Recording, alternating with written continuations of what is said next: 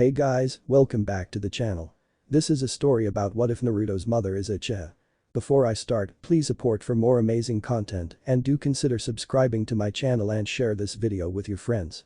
This is written by Namikazenarutok12 and link in description and support writer. Let's start the video. Hiruzen had only seen such darkness in the eyes of everyone in the council room in times of war, but then again what they had just been through had been worse than war. The fox had taken so much, so many were dead, and their hero was gone. Minato Namikaze was gone. Even from the civilian side whose eyes were usually filled with bliss from their ignorance from the real world. He saw it in most of their eyes, the look of a ninja who had lost a comrade. He held a baby in his hands. The boy's name was Naruto Namikaze Uzumaki. The son of the hero of the leaf. Minato, I'm so sorry you'll never get to see him grow up, was all Hiruzen could think. Let us begin, said Hiruzen, who had retaken his place as the third Hokage. With that everyone quieted, well, as much as the room could, because almost everyone was already silent. It was a loud silence, though he could almost hear the tears of Konoha itself crying with its people. I need a full damage report including death tolls and damage to property from all the clans, regular ninja and civilians. Also for the time being D-rank missions will be suspended. Also Tsunade, Jiraiya and myself will be taking full control of the academy by creating a new curriculum. Which will focus on Fuinjutsu, medical ninjutsu, jinjutsu and more advanced jutsu, finished the Hokage. He saw nods from around the table. Okage-sama, who is the child you are holding? Asked Mibuyuki Haruno, the newly appointed head of the civilian organization, the Allied Mother's Force, and a woman who was soon to be a troublemaker just like her mother. This is the one who saved the village hidden in the leaves. This is the boy whom the fourth sealed the Kyuubi into. With this the civilians looked terrified, while the shinobi clan heads who knew that the Kyuubi could not be killed and had no fantasies of its death, nodded in understanding. This is the heir to the Uzumaki and Namikaze. He is also the boy who sealed the negotiations with Suna. He is Temari the Kazukiyage's eldest child. We must kill the boy now before he kills us all and destroys the Mibuyuki, along with many civilians, began, but they could not finish their sentence as the room was drowned in killer intent by the two men that were usually the most calm, Fugaku Uchiha and Hiashi Hyuga, the newest clan heads of Konoha's most powerful clans and the Minato's teammates. You threatened to kill the son of my former teammate again, and there will be one more on the civilian death toll. Fugaku said. I concur, stated Hiashi. Now the boy will not be killed, and no one who does not have my special permission will make sure this news does not leave the council. Whoever speaks of it without my permission will die and their family exiled. I ask the civilian council to leave, which includes Danzo, Hamaru and Kaharu. The civilians departed the room, many sneering including the elders.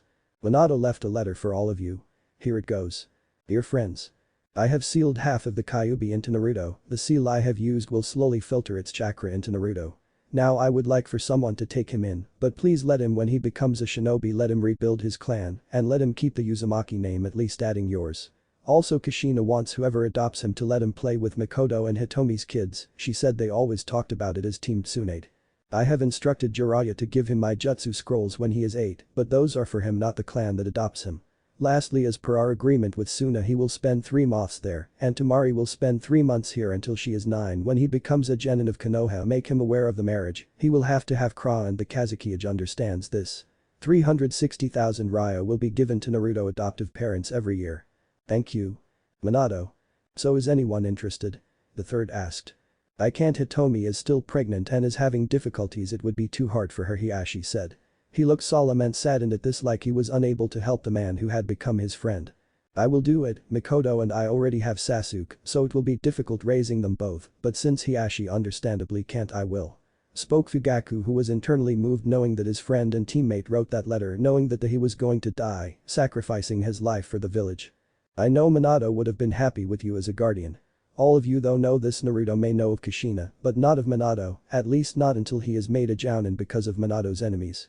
I would have an army here yesterday if they knew. He may now of the Kyuubi only when it is necessary, and I will leave that decision for Fugaku. So if you would sign here as his guardian Fugaku and you here as his alternate guardian Hiashi, he will be known as Naruto Uzumaki Uchiha.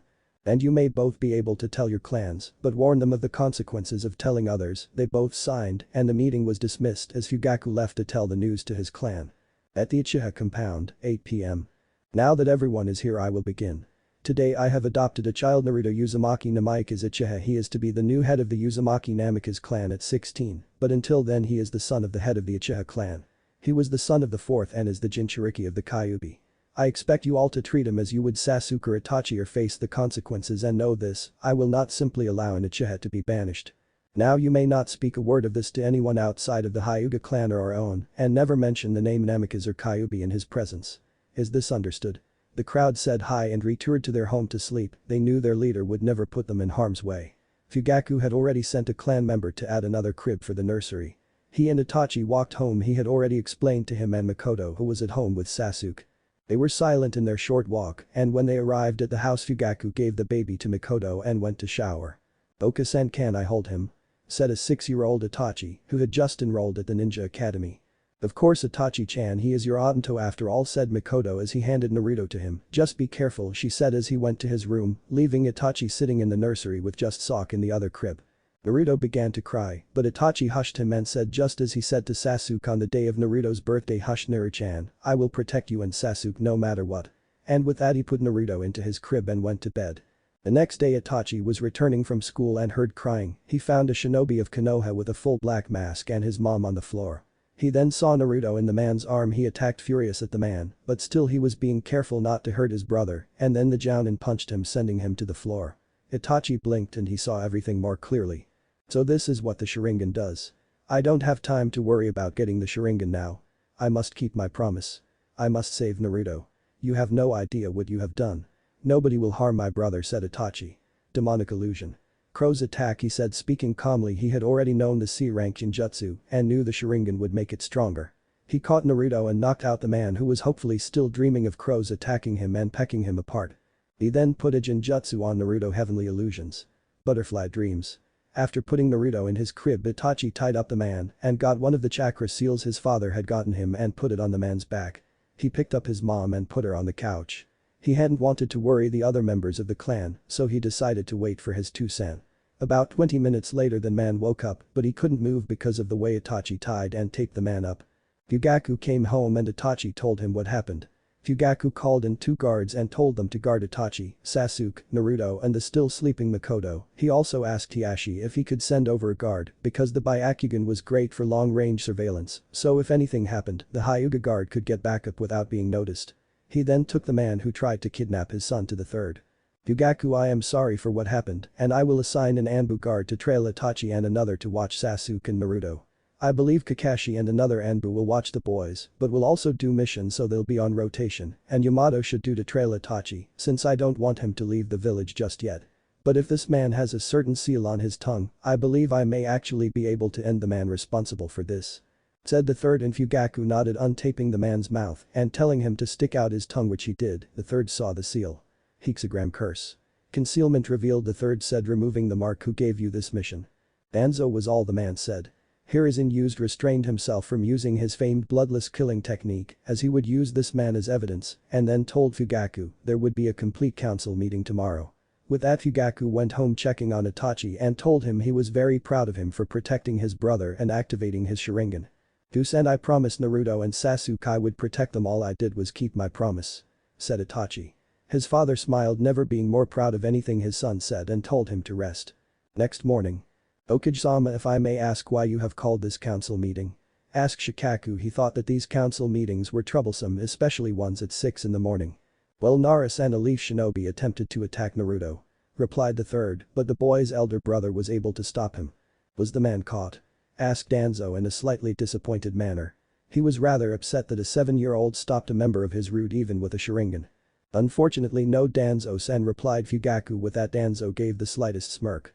At least the man wasn't foolish enough to be caught, but then again the seal would stop him from talking if he was.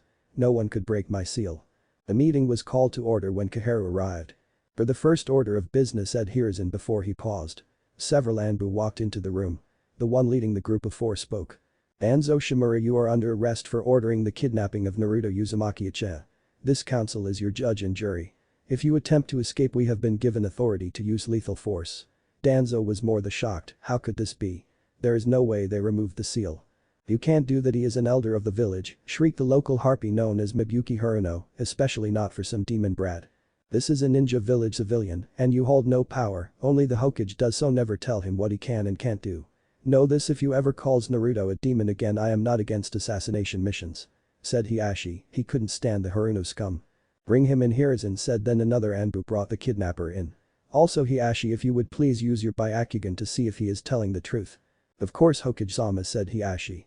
Were you involved in an attempt to kidnap Naruto Uzumaki Uchiha? Asked Hiruzen. Yes, responded the man. Did you act on orders from a superior? Asked Hiruzen again. Yes, said the man again. He had the emotion trained out of him, but you could still hear a tinge of disgust. Who was your superior? He asked for the last time. Danzo Shimura, answered the man. All the statements made were truthful, said Hiashi. As the Sandaime Hokage of Konohagakure, I hereby sentence these two men to death to be carried out immediately. The Hokage said. Then the two Anbu quickly snapped their necks and severed their cervical spines.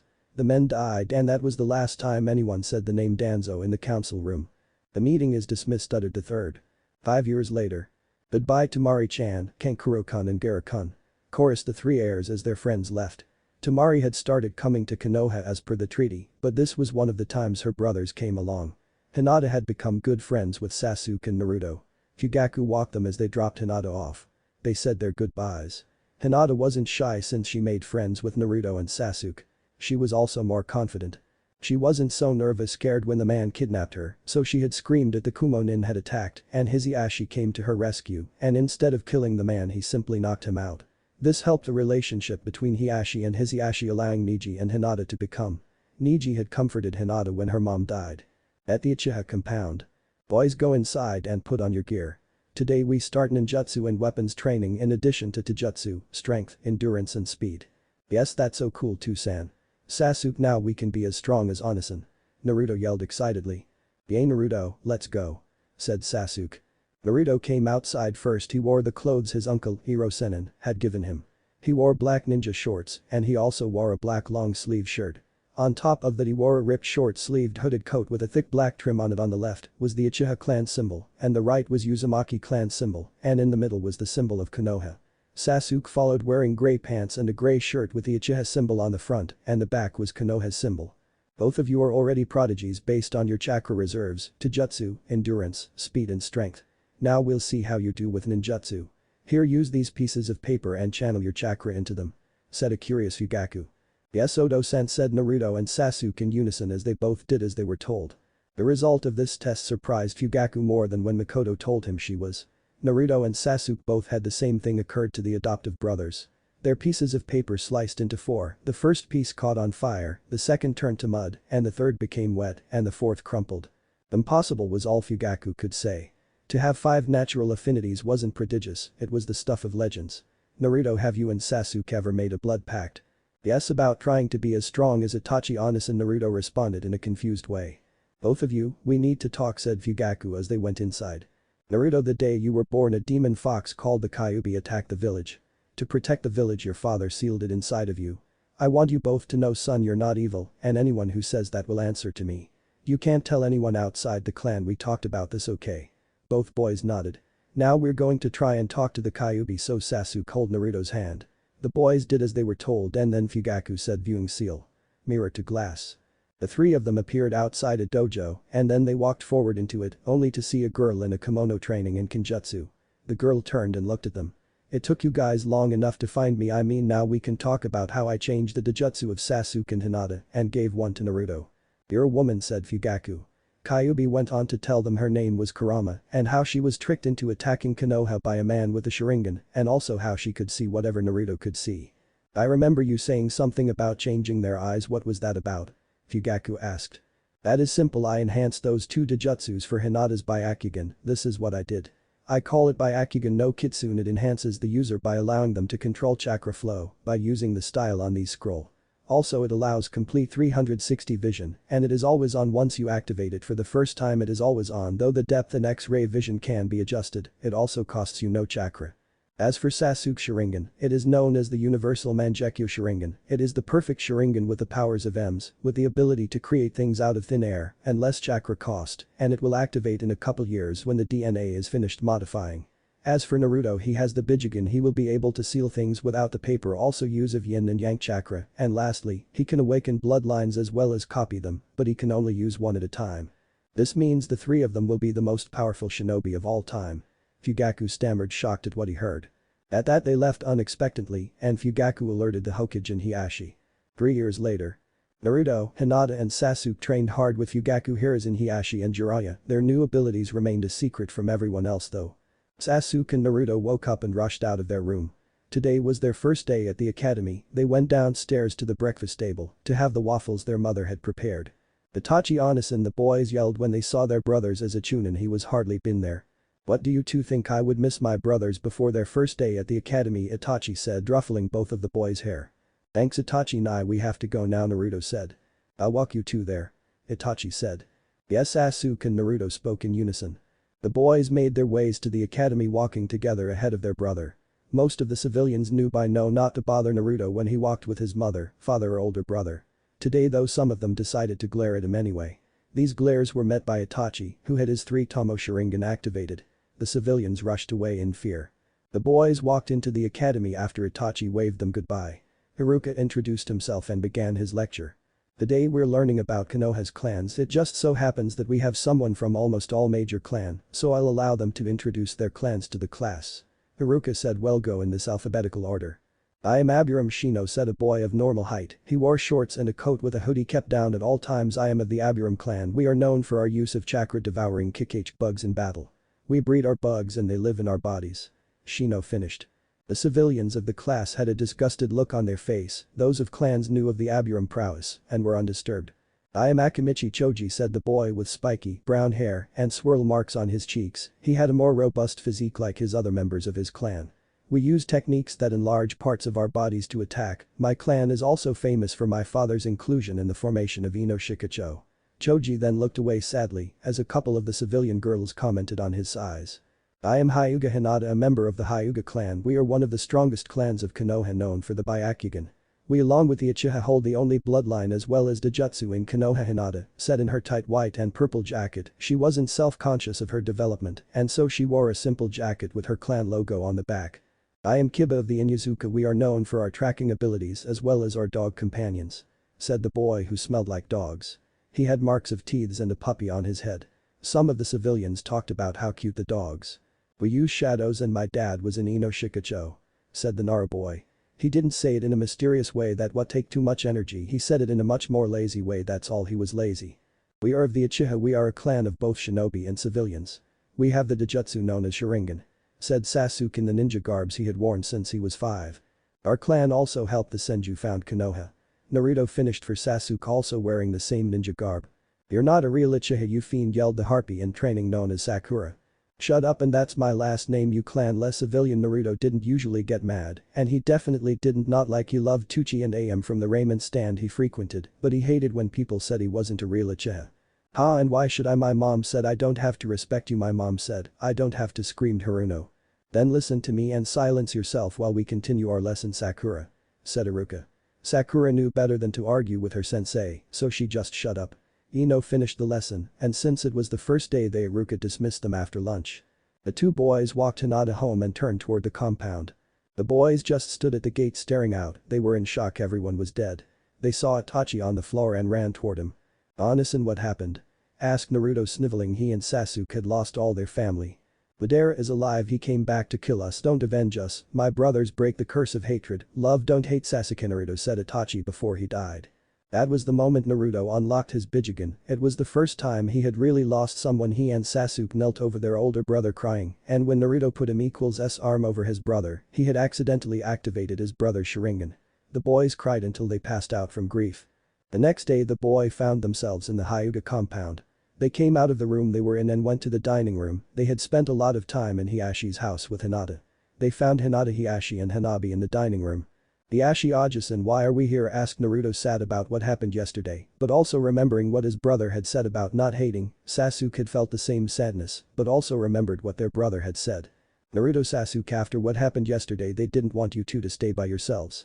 I decided to take you in until you are Genin and then you can move back into the Uchiha compound. The boys nodded in understanding and went to school with Hinata. While Hiyashi went to the council meeting. In the council room everyone had arrived and they were quiet. Let us begin. Sasuke will now also have the Kra enacted upon him. We have selected to put Sasuke and Naruto in the care of Hiyashi. Yes of course Hokage-sama, I'd also like to write up a marriage contract between Naruto and Hinata Hiyashi stated. Of course Hiyashi, he'll be notified when he makes Genin. The Hokage said. Naruto and Sasuke didn't talk to anybody at the academy that day. Eventually they lightened up in the academy and later on they began talking to people in the coming weeks. They had a normal academy and home life in the next years. The Dojutsu trio were at the top of the academy. Graduation day. Naruto woke up a little before his brother. He decided to try what Hinata had shown him yesterday and make boiled eggs. Hinata was trying to show the boys how to cook since they would be living on their own. You could say he succeeded in his attempt to make them, that is if you don't mid pieces of eggshell stuck onto your egg. His brother woke up and choked down the breakfast his brother had made. Naruto and Sasuke both prepared for their last official day of school and then waited for Hinata just outside of the gates. Hinata came out and greeted the boys as they made their way to school. As they walked they ignored the stares and glares of the ignorant villagers. When they reached the classroom they entered and took their seats. Okay class, today you will be taking the final part of your exam. Ninjutsu. The class rankings are as such so far. 1. Sasuke Uchiha 1. Naruto Uchiha 1. Hinata Hyuga 2. Shino Aburam 3. Sakura Haruno 4. Kiba Inuzuka 5. Choji Akimichi 6. Nara Shikamaru 7. Ino Yamanaka. We will go in that order for the exam. The exams were finished by 3 o'clock that day and the class rankings remained the same. Ino is not dead last, some random civilian is. Wow, we all made first place. Said Naruto with his usual happy nature. Yeah, but I mean we were trained by a Sannin, so it really wasn't fair not to mention our eyes. Replied Sasuke. Well, we all agreed not to use our eyes. Said Hinata. Anyway, you guys want to go get something to eat? Okay, the two boys responded in unison. The group went on to eat a Korean barbecue, much to the displeasure of a certain blonde-haired boy. Not that the other two hadn't grown to like ramen, it was just that you had to eat other foods once in a while. The group sat down for their midday meal talking about their classmates. When suddenly an Anbu appeared stating that the Hokage requested the boys' presence in his office. The boys nodded and the Anbu left. The boys paid for the bill. Telling Hinata goodbye, the boys went on into the village towards the Hokage tower. Hi, we have a meeting with the Hokage. Naruto told the receptionist. Go on in. The receptionist responded uncaringly. Thanks. Both boys responded simultaneously as they went into the room. Hi Hokage Ajasan, Naruto said as the boys came into the Hokage's view. Oh Naruto-kun, Sasuke-kun, I'm glad to see the both of you. Now that you are Genin there are certain things that you must learn of. The Hokage told the two boys. But don't we still have to take the second test? Sasuke asked. You do, but I have confidence in the both of you. So I will tell you today. The Hokage replied smiling. Now have either of you heard of the Kra? Asked the elderly but still incredibly powerful man. No, replied them both. The Kra is something that the council imposed. It stands for Clan Restoration Act. Its main purpose is to ensure the continuity of bloodlines like the Sharingan or the Bijigen, said the Hokage before he was interrupted. What does this have to do with us? Asked a certain blonde impatient ninja. If you would let me continue. The boy nodded, hearing the slight agitation in the old man's voice. The Kra is enacted when someone is the last wielder of a bloodline. The Kra has 3 parts to it. The first is forced polygamy or having multiple wives in the Kra. The person has 4 wives. The second part is the lowering of the marrying age to 14 or whenever the person makes Chunin. The last part is accommodation, which basically means the village provides you with a compound. Now there are rules to the Kra as well, such as having to be married to 4 people by 16 or having people selected for you. The next rule is that each wife must have 1 child or be pregnant by her 18th birthday. This and the clan must start or have a taijutsu style associated with it. Now the reason I am telling the both of you this is because you both have had the Kra enacted on you. Why it? Yelled a shocked Naruto. He couldn't believe not only would he have 4 wives by 16, he would have 4 kids by 18, and what if Hinata didn't want to share him, even though he never said anything he liked her, even Sasuke knew it. Naruto, you already have 2 engagements. Said the Hokage. Boo. Asked Naruto, again in a state of shock. I mean, getting married was one thing, but having 2 out of 4 wives already selected for you was a whole other thing. Temari Sabuko and Hinata Hyuga.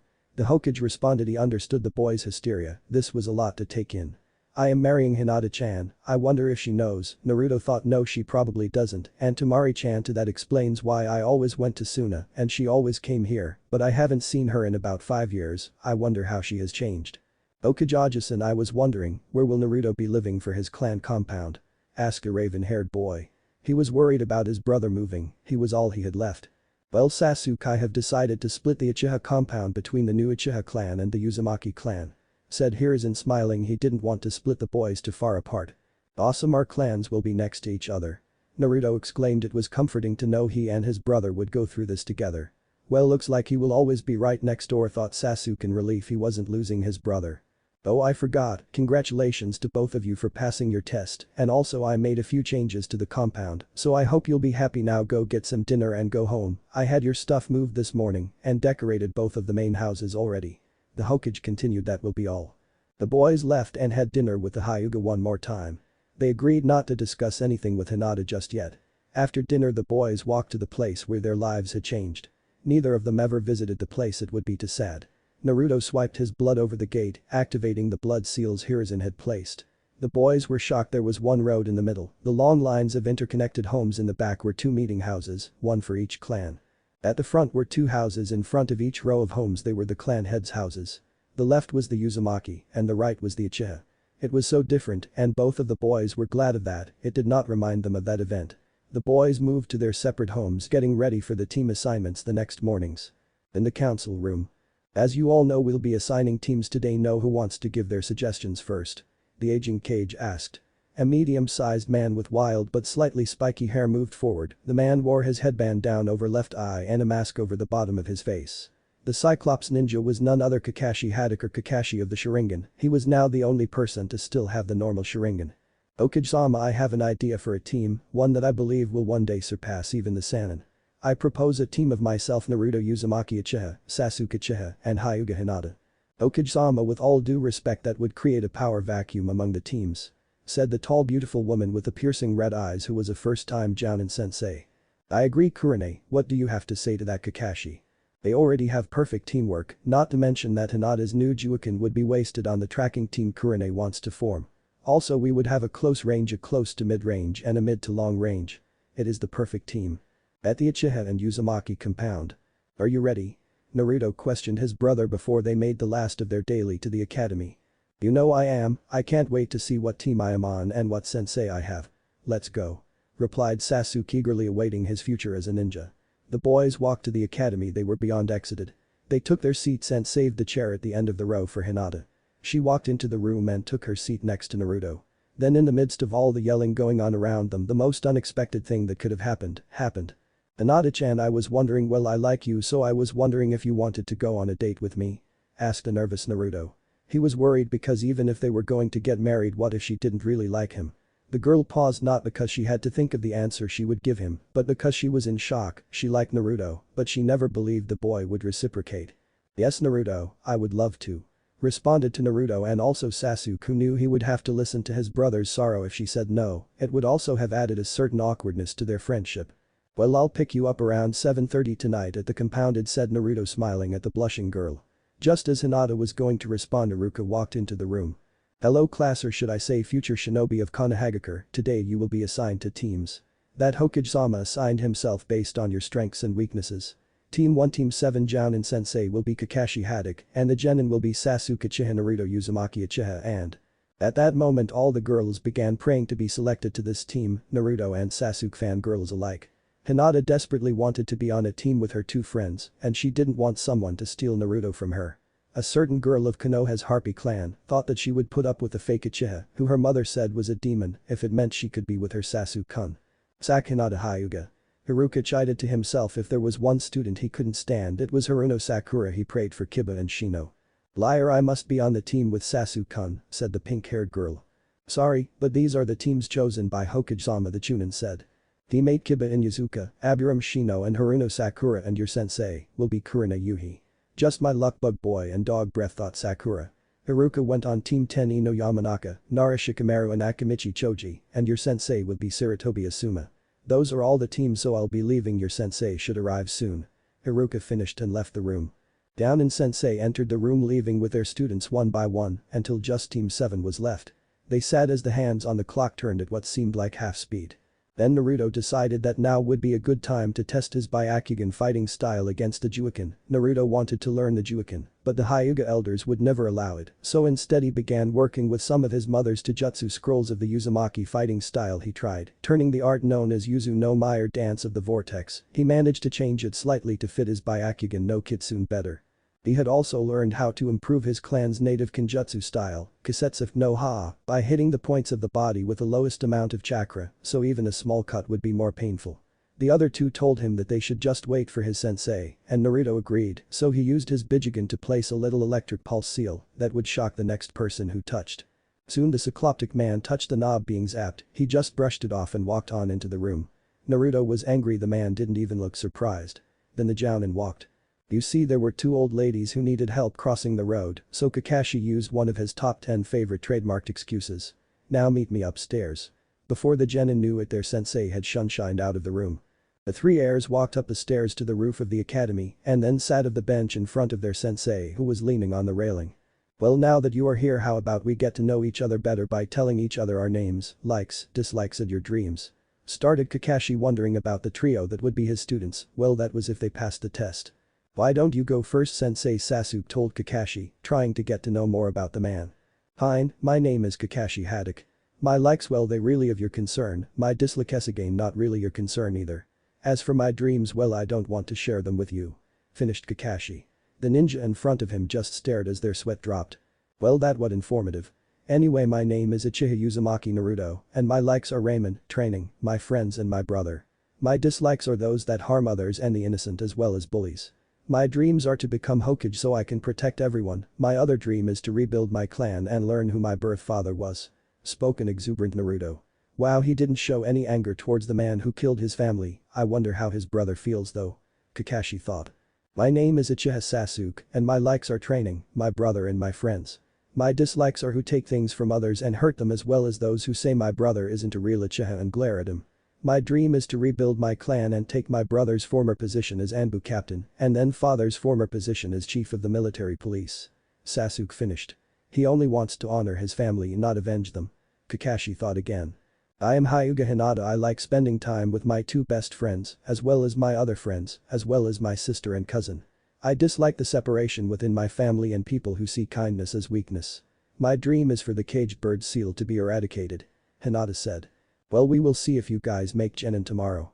Meet me tomorrow at the training ground at 7, oh and don't eat breakfast or you will throw up. Said the Jounin nonchalantly well let's see if these so-called prodigies follow orders blindly or not though the Jounin who caught himself smirking before he shunshined away. That was interesting Naruto said. You can say that again concurred Sasuke as they walked on. The trio now known as Team 7 ate lunch after running into Team 10. The boys then dropped Hinata off, reminding her to eat breakfast. Naruto told Hinata he would pick her up at 7:30. The boys then left to train at their compound. Naruto was genuinely concerned about his first date, he took a shower having just trained. He then selected some of his more fancy civilian attire. He thought about where he was going to take her realizing that he hadn't even considered it, he decided on a new sushi place. Naruto stood and gulped just outside of where he could be seen from the Hyuga compound, which was pretty far considering the range of the Byakugan. He then continued finally making it to the gate. When he approached the gate he found a single guard. Naruto-sama the branch member said, they began calling him that after he moved in with the main family. Lord Hiashi wanted to speak to you before your date with Hinata-sama. Naruto nodded not trusting his voice, if there was one person that scared him it was Hiashi, in his time with the Hyuga he had seen the man go from kind to terrifying, and now he wanted to meet with him. The boy slowly walked to the man's office, anyone could read the fear coming off of him he was like an open book. He walked into the office and in front of him sat Hiashi Hyuga. Ah Naruto-kun I see you got my message, there are some things we need to discuss about dating my daughter.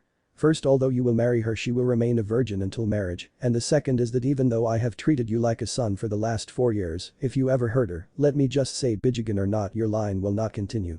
Do I make myself clear? Of course Hiashi Ajisan. Said Naruto. But know this if I hurt Hinata you won't be able to hurt me because I would already be dead. Hiashi smiled at the nobleness of the boy's words. Does she know of the engagement? Naruto asked, and as he dead a thought that scared him to death came upon him, 2 of my in-laws are a clan head in a cage, just great. No she doesn't and I ask you to let me tell you stated Hiashi. Of course Ajisan. Naruto replied, and with that he turned out of the office he walked out and saw, at the gate was Hinata facing his way. The Hyuga girl was wearing a light grey kimono that highlighted the light lavender shade in her eyes. He walked toward her with butterflies in his stomach, little did he know that Hinata also had butterflies. Hello Hinata-chan, are you ready? The boy asked worried about his voice the whole time. The girl nodded in response not quite as confident in her voice. Well let's go, I thought we could have dinner at this new sushi place and then go for a walk. The girl smiled and nodded again. The 2 preteens walked hand in hand through the city, both of them smiling. They came to their table in the restaurant. They ate and just talked, Naruto paid when they finished. They then walked up to the Hokage mountain. Naruto showed her how beautiful Konoha was when you saw it from far up. The new couple sat there, Hinata leaned into Naruto's shoulder. Realizing it was close to 10:30. Naruto walked her home and gave her a small chaste kiss goodnight, they both blushed. Naruto walked home wondering what Hinata thought of their date, he then went to sleep, he did after all have a very important day tomorrow. The next day all members of the Genin team ate breakfast and the Genin made it to the training ground, their Jounin Sensei however stood in front of a stone for 2 hours lost in thought. When Kakashi arrived he found his team talking, apparently not caring he was hours late. "Alright," Kakashi said, trying to get their attention today, "you will each try to get these 3 bells from me, whoever doesn't gets tied to a post while we all eat lunch. There is no point trying to break their teamwork, so let's just see what they got," and looks like they all ate breakfast, considering none of them looked fazed when I talked about lunch. The Jounin thought. "Begin," he finally said. But that a series of unfortunate events began for Kakashi. "Mass Shadow Clone Jutsu," yelled Naruto. About 100 clones surrounded Kakashi, he didn't know that both Hinata and Sasuke were both hidden among the clones, and that cost him. After about 50 of the clones got extremely close to Kakashi, Sasuke shouted. "Don't." Earth dome with it, a small dome concealed the clones, and what happened next shocked, you will see the pun later, Kakashi. Several clones threw out storage scrolls that held water that ended up filling the dome, then in front of Kakashi were 3 Naruto who formed a seal, and then mouthed Drayton. Paralyzing shock, Kakashi quickly switched with a piece of wood, but he didn't realize a Naruto clone had already taken the bells. Kakashi realized this as he exited. "Well, you got me, congratulations, you all pass, but next time I want to see more out of Hinata," Kakashi said, then he realized that she was right next to him ready to fight him, had he said anything different never mind, here's your lunch. The group ate and went to Hinata's house. Kakashi went to the meeting with the Hokage. "Team 1 fail," said a Jounin, obviously not happy. This trend continued until it was Kakashi. Team 7 passed the improvised bell test. By taking the bell test, Kakashi sounded ashamed at the fact he had been beaten. Team 8 pass, said Kurama. Team 10 pass, said Asuma, who actually didn't give his team a test. The next 4 months went by quickly for Team 7, they completed 15 D ranks and 5 C ranks, that was until the day they got the wave mission. Hinata and Naruto grew closer, they kissed in the open and went to dinner often. Sasuke and Ino started a relationship, that was once Ino got out of her fangirlness.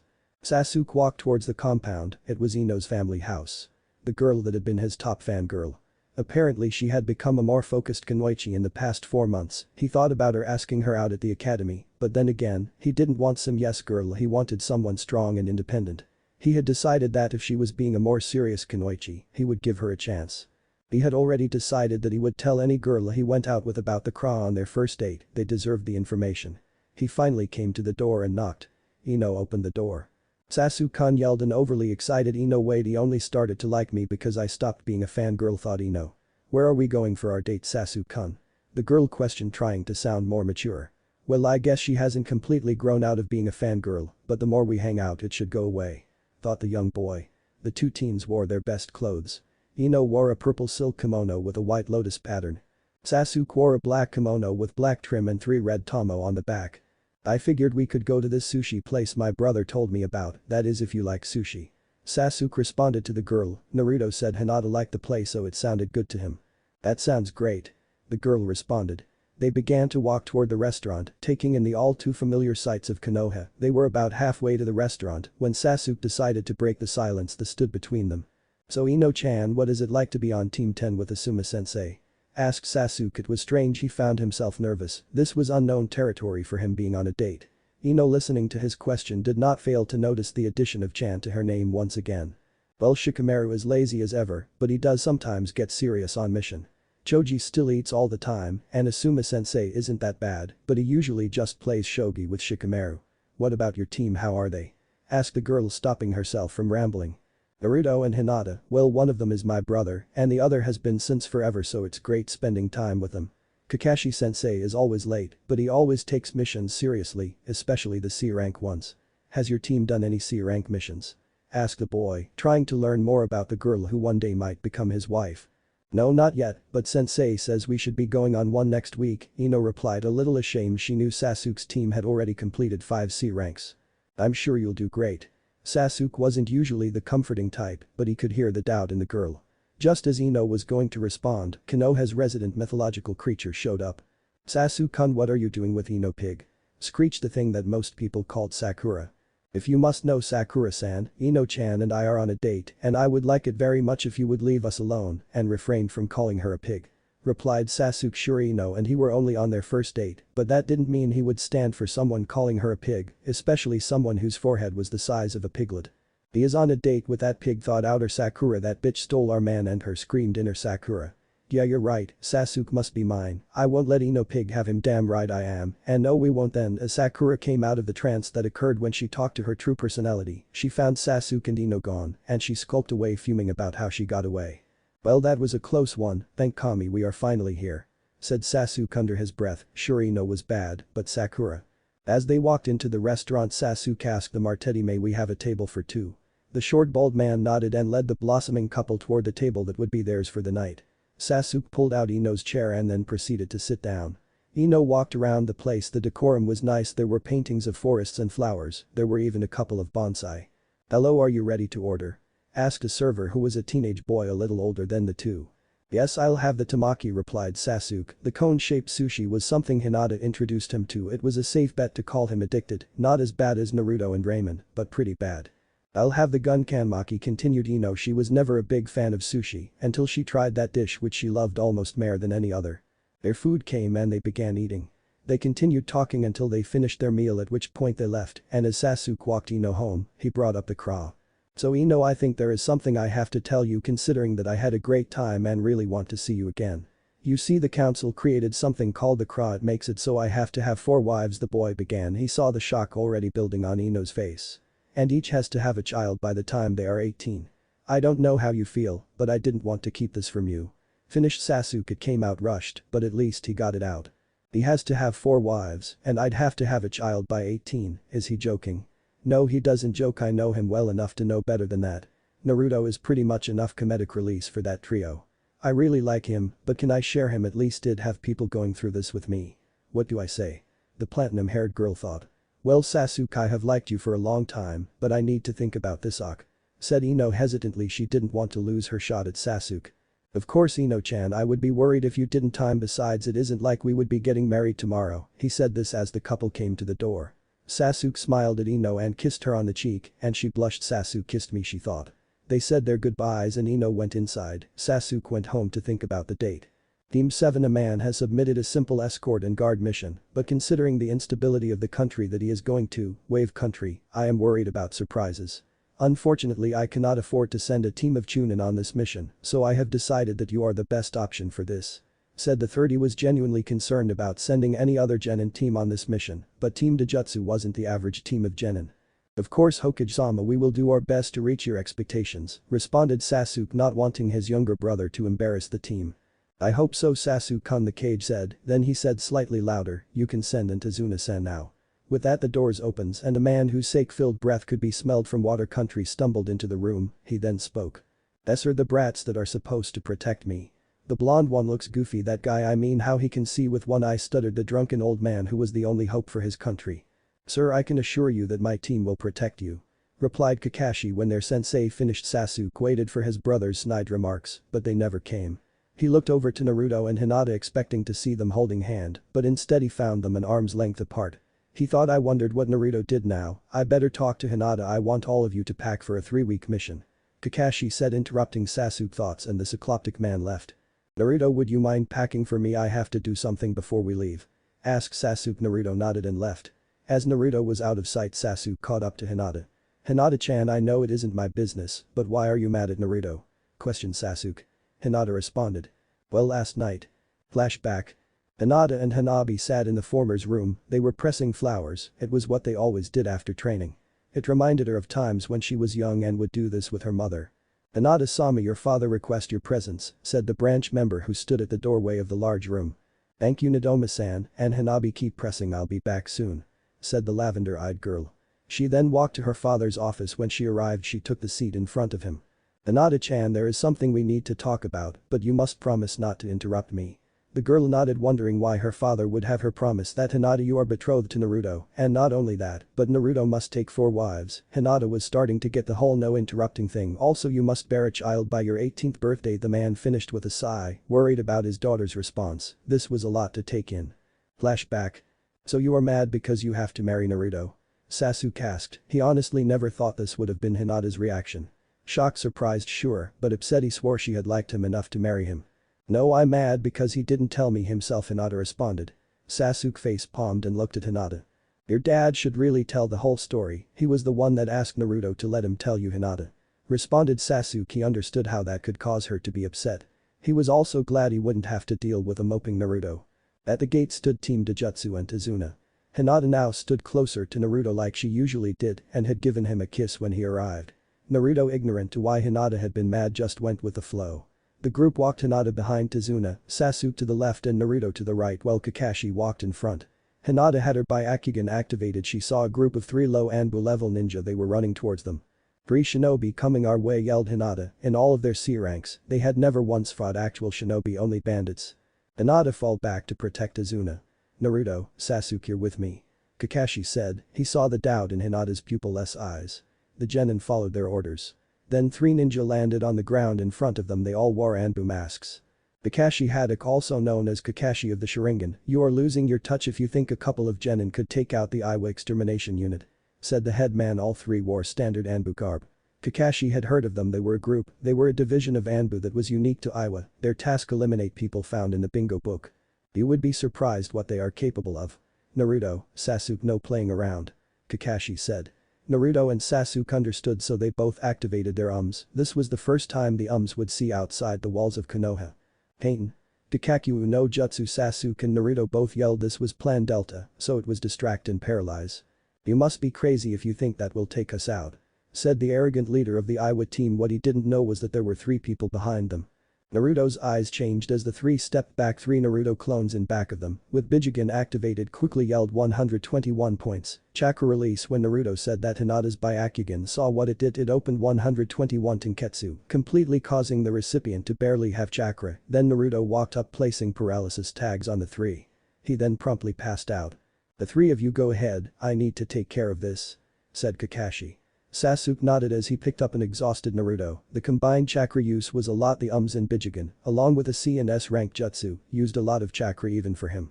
The quartet walked on until Hinata saw a puddle. The 3 thought it odd since it hadn't rained in days.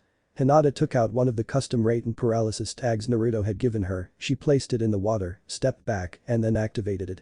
Suddenly 2 ninja burst out of the water, shaking at the force of the Raiden. Then after the convulsing stopped, the 2 lay paralyzed on the floor. Then Kakashi jumped out of the tree beside them. Sometimes I wish you guys weren't so efficient. I wanted to see who these 2, the demon brothers, were going for. Kakashi said. 5 ninja in one day, definitely not a C rank. It was Meiusi in Wave Country. A man named Gato has taken over. I'm building the bridge so he can't control the economy anymore. I knew he would send ninja, but this was all the money my countrymen had, and we still couldn't get a B rank. I'll understand if you want to leave. I just hope they leave me in one piece for my daughter and grandson. Said Tazuna, playing for sympathy. Don't try for sympathy, we won't give you any, but the Hokage gave my team this mission because he thought there was something fishy going on. This team is the most powerful genin team in the village, so you're in luck. Kakashi said.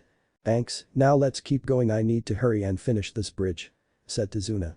The group walked on. Hinata's Byakugan saw 2 ninja. One had the same power as Kakashi. You 2 can come out now. Yelled Hinata to the rest of the group, surprise. Out of the bushes jumped 2 ninja. One was tall and noticeably muscular. He had pale skin, short spiky black hair, brown eyes, and small eyebrows. He had bandages like a mask over the bottom half of his face. The ninja on his left had long black hair, pale skin, a slender frame, and was also quite short. She wore an Anbu mask. Zabuza Mamachi, demon of the mist, a rank missing nin of Kirihagakure, wanted for treason against the Mizukage. Said Kakashi. The man before them was dangerous, not to mention the added threat of the girl in the hunter nin mask. Kakashi of the Sharingan. It is an honor that you know my name. You were killed on sight in the bingo book when I was one of the 7 swordsmen. But why don't you and the kid step aside while we kill the old man? Said Zabuza. Kakashi threw 3 kunai at Zabuza, they all missed. What the target didn't see was the inscriptions on the kunai. Naruto had given his whole team these kunai. They were the parts of the 3-point paralysis seal jutsu. Zabuza was now completely immobilized. How did you do that? Thought the trap Zabuza, but his thoughts were interrupted. Why do you need to kill the old man? Asked the now walking Naruto out of the blue. He had positioned himself in front of Hinata, much to her disdain. Well, you see, kid, running from hunter nin isn't cheap. Responded Zabuza, unsure why he was answering the runt and also how he managed to get trapped. Well, if you want to get away from Kiri, I have an idea. You set up a meeting with your employer Gato and take him out helping us complete our mission, and then when this mission is over, we take you back to Konohagakure under the protection of my brother and I, giving you amnesty," said Naruto. Kakashi was shocked. Not only would Zabuza help with the mission, but it would eliminate the risks involved, and as a plus Konohagakure gets an air rank nin. "That sounds great, kid, but your brother and you are just genin. How would your protection help us?" asked a skeptical Zabuza. "Well, actually Zabuza, Naruto and Sasuke's protection would make you untouchable," said Kakashi, who at this point was on board with the plan. "Well, if that's true then I like this idea of yours," said Zabuza. Amnesty sounded great, no more running, and one day he would go back to the mist and become the Mizukage. "Izuna-san, when can the bridge be done if you have 200 more workers?" asked Naruto. "Well, I don't know where you are going to find 200 extra worker that will work for free, but it would take 1 week to finish," responded Naruto, wondering about finding 200 more people. "Well, Zabuza, meet us at the bridge in a week and make sure Gato is dead," said Naruto, wondering if he could trust the man. "I'll be there, just make sure you can follow up on your end of the bargain," said Zabuza. With that, Zabuza and Haku left to their base. Team Dojutsu went on to the home of Tazuna. "Tsunami, Inari, I'm home," yelled Tazuna. The group hadn't seen him this happy the whole trip. "Thank you so much for keeping my father safe. Now how about we have dinner?" The woman the group assumed was Tsunami said. They walked and sat down at the table. Then a young boy walked in. "Grandpa, who are these people?" asked Inari. "These are the people who are going to help stop Gato," responded Tazuna with a smile at the thought of getting rid of Gato. "You should leave. You are weak, Gato is too strong. He will definitely kill you all," yelled Inari before running away. "I'm sorry about Inari, he's had a difficult life," said Tazuna. "Would you mind telling us what happened?" Hinata asked quietly. "I suppose," Tazuna responded. He told the story of Inari and Kyaza and how greatly Kyaza's death affected Inari. After the end of the story, Naruto got up and went to Inari, who he found on a balcony looking out toward the ocean. The young boy was crying. "Inari, do you think your dad would want you to cry?" "No, he would want you to help your grandfather and continue his legacy," said Naruto in the most determined voice he could muster. "What do you know about pain?" asked Inari, not expecting to get an answer. "What do I know about pain? Well, a man killed the entire clan that adopted me except for my brother, and most of the villagers hate me. But I get it, you are one of those people who think they are the only ones who know pain. What about your mom? She lost Kyaza too, but you don't help her, you're just a baby." "I'm not a baby, it just hurts," responded Inari with a voice caught in despair. "I know, but you can't let the hurt take you over. Use the hurt to carry on the legacy of Kyaza," said Naruto. He didn't want to be too hard on the boy because he thought he got the message. "Thank you," said Inari, finally realizing he had been wrong. The next morning, in a bunker hidden in the forest, Zabuza lay on a bed like he was hurt. This was part of his plan. Then Gato walked in. "You idiot, you let them get away, some demon you are," said Gato as he moved toward the man who looked helpless. "See, Gato, the thing about demons is you can't really trust them," said Zabuza as he quickly drove a kunai into Gato's neck. "You bastard," the guard said before they tried to hurt Zabuza. Haku quickly sent 2 non-lethal senbon to their throat. The 2 bodies of the men hit the floor. "Haku, why don't you go into the forest or something while I clean up," said Zabuza. "Yes, Zabuza-sama." She left the compound and went toward the ocean. On her way there she came upon a certain raven-haired boy. She shook him till he woke. "You know, if you sleep outside it's not good for," said Haku. "I know, I was training and I feel asleep, and by the way I never got your name the other day," replied Sasuke. "My name is Haku," said Haku. "Well, it is nice to meet you, Haku. I have a question for you though. How did you come to be with Zabuza?" asked Sasuke. He was genuinely interested in how such a pretty girl ended up with a missing nin. Haku told her story of how her father killed her mother and how Zabuza found her and gave her purpose. Sasuke gave his story of his family's death. They then kind of just sat there for a while. "Sasuke, it was nice talking to you, but I have to go back to Zabuza-sama," said Haku. "Okay, Haku, but before you go I was wondering, would you like to go on a date when we go back home?" Sasuke couldn't believe he asked a girl he just met on a date. "Okay, Sasuke," replied Haku before she left. As soon as she was turned around a light blush appeared. She stepped back into the hideaway and told Zabuza about her meeting, leaving out the date of course. The next day was a busy one. Kakashi got the note about Gato's death as well as the location and decided to take a side mission, so he got the team together. "We are going to raid Gato's place for anything that we can get as bonuses for our mission." "Okay, Kakashi-sensei, but where is it?" asked Naruto. "Follow me, it is only a couple of miles away," said the Jounin, and then the team was off. They ran and they stopped in the bushes in front of the hideout. "Alright, Hinata, tell us how many people are inside," said Kakashi.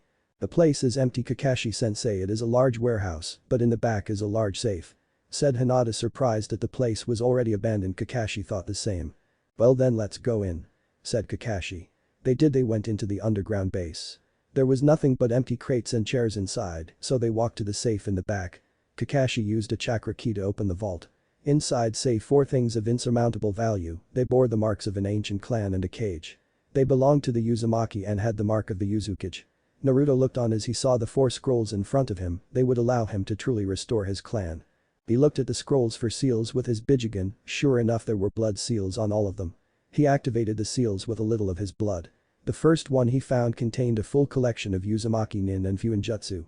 It was safe to say Naruto was ecstatic, he couldn't believe the prospect of having a true clan library. Then he opened the next scroll. It was armor from the first Uzumaki. It was like the armor of the first Uzumaki. It was in the style of the Nidame's armor, but it was black and in red paint with orange flakes in the front. It had the kanji for Uzumaki, and in the back it had the kanji for spirit. It was beautiful. It was made of chakra armor that hardened when infused with chakra. Naruto thought, I will definitely wear this when I become clan head. In the third chest was the Uzumaki summoning contract, it said Hydra. Naruto had never heard of a Hydra, but he hoped Bunto would let him sign this with the Toad one. He also told himself to let his future wives and children choose between this and the Toads. In the last chest was something Naruto felt elated about. It was 2 things. It was the rest of the Uzumaki Yuzu, no Mai style scrolls, as well as a katana. This blade was no regular one, it was the blade of the first Uzukage.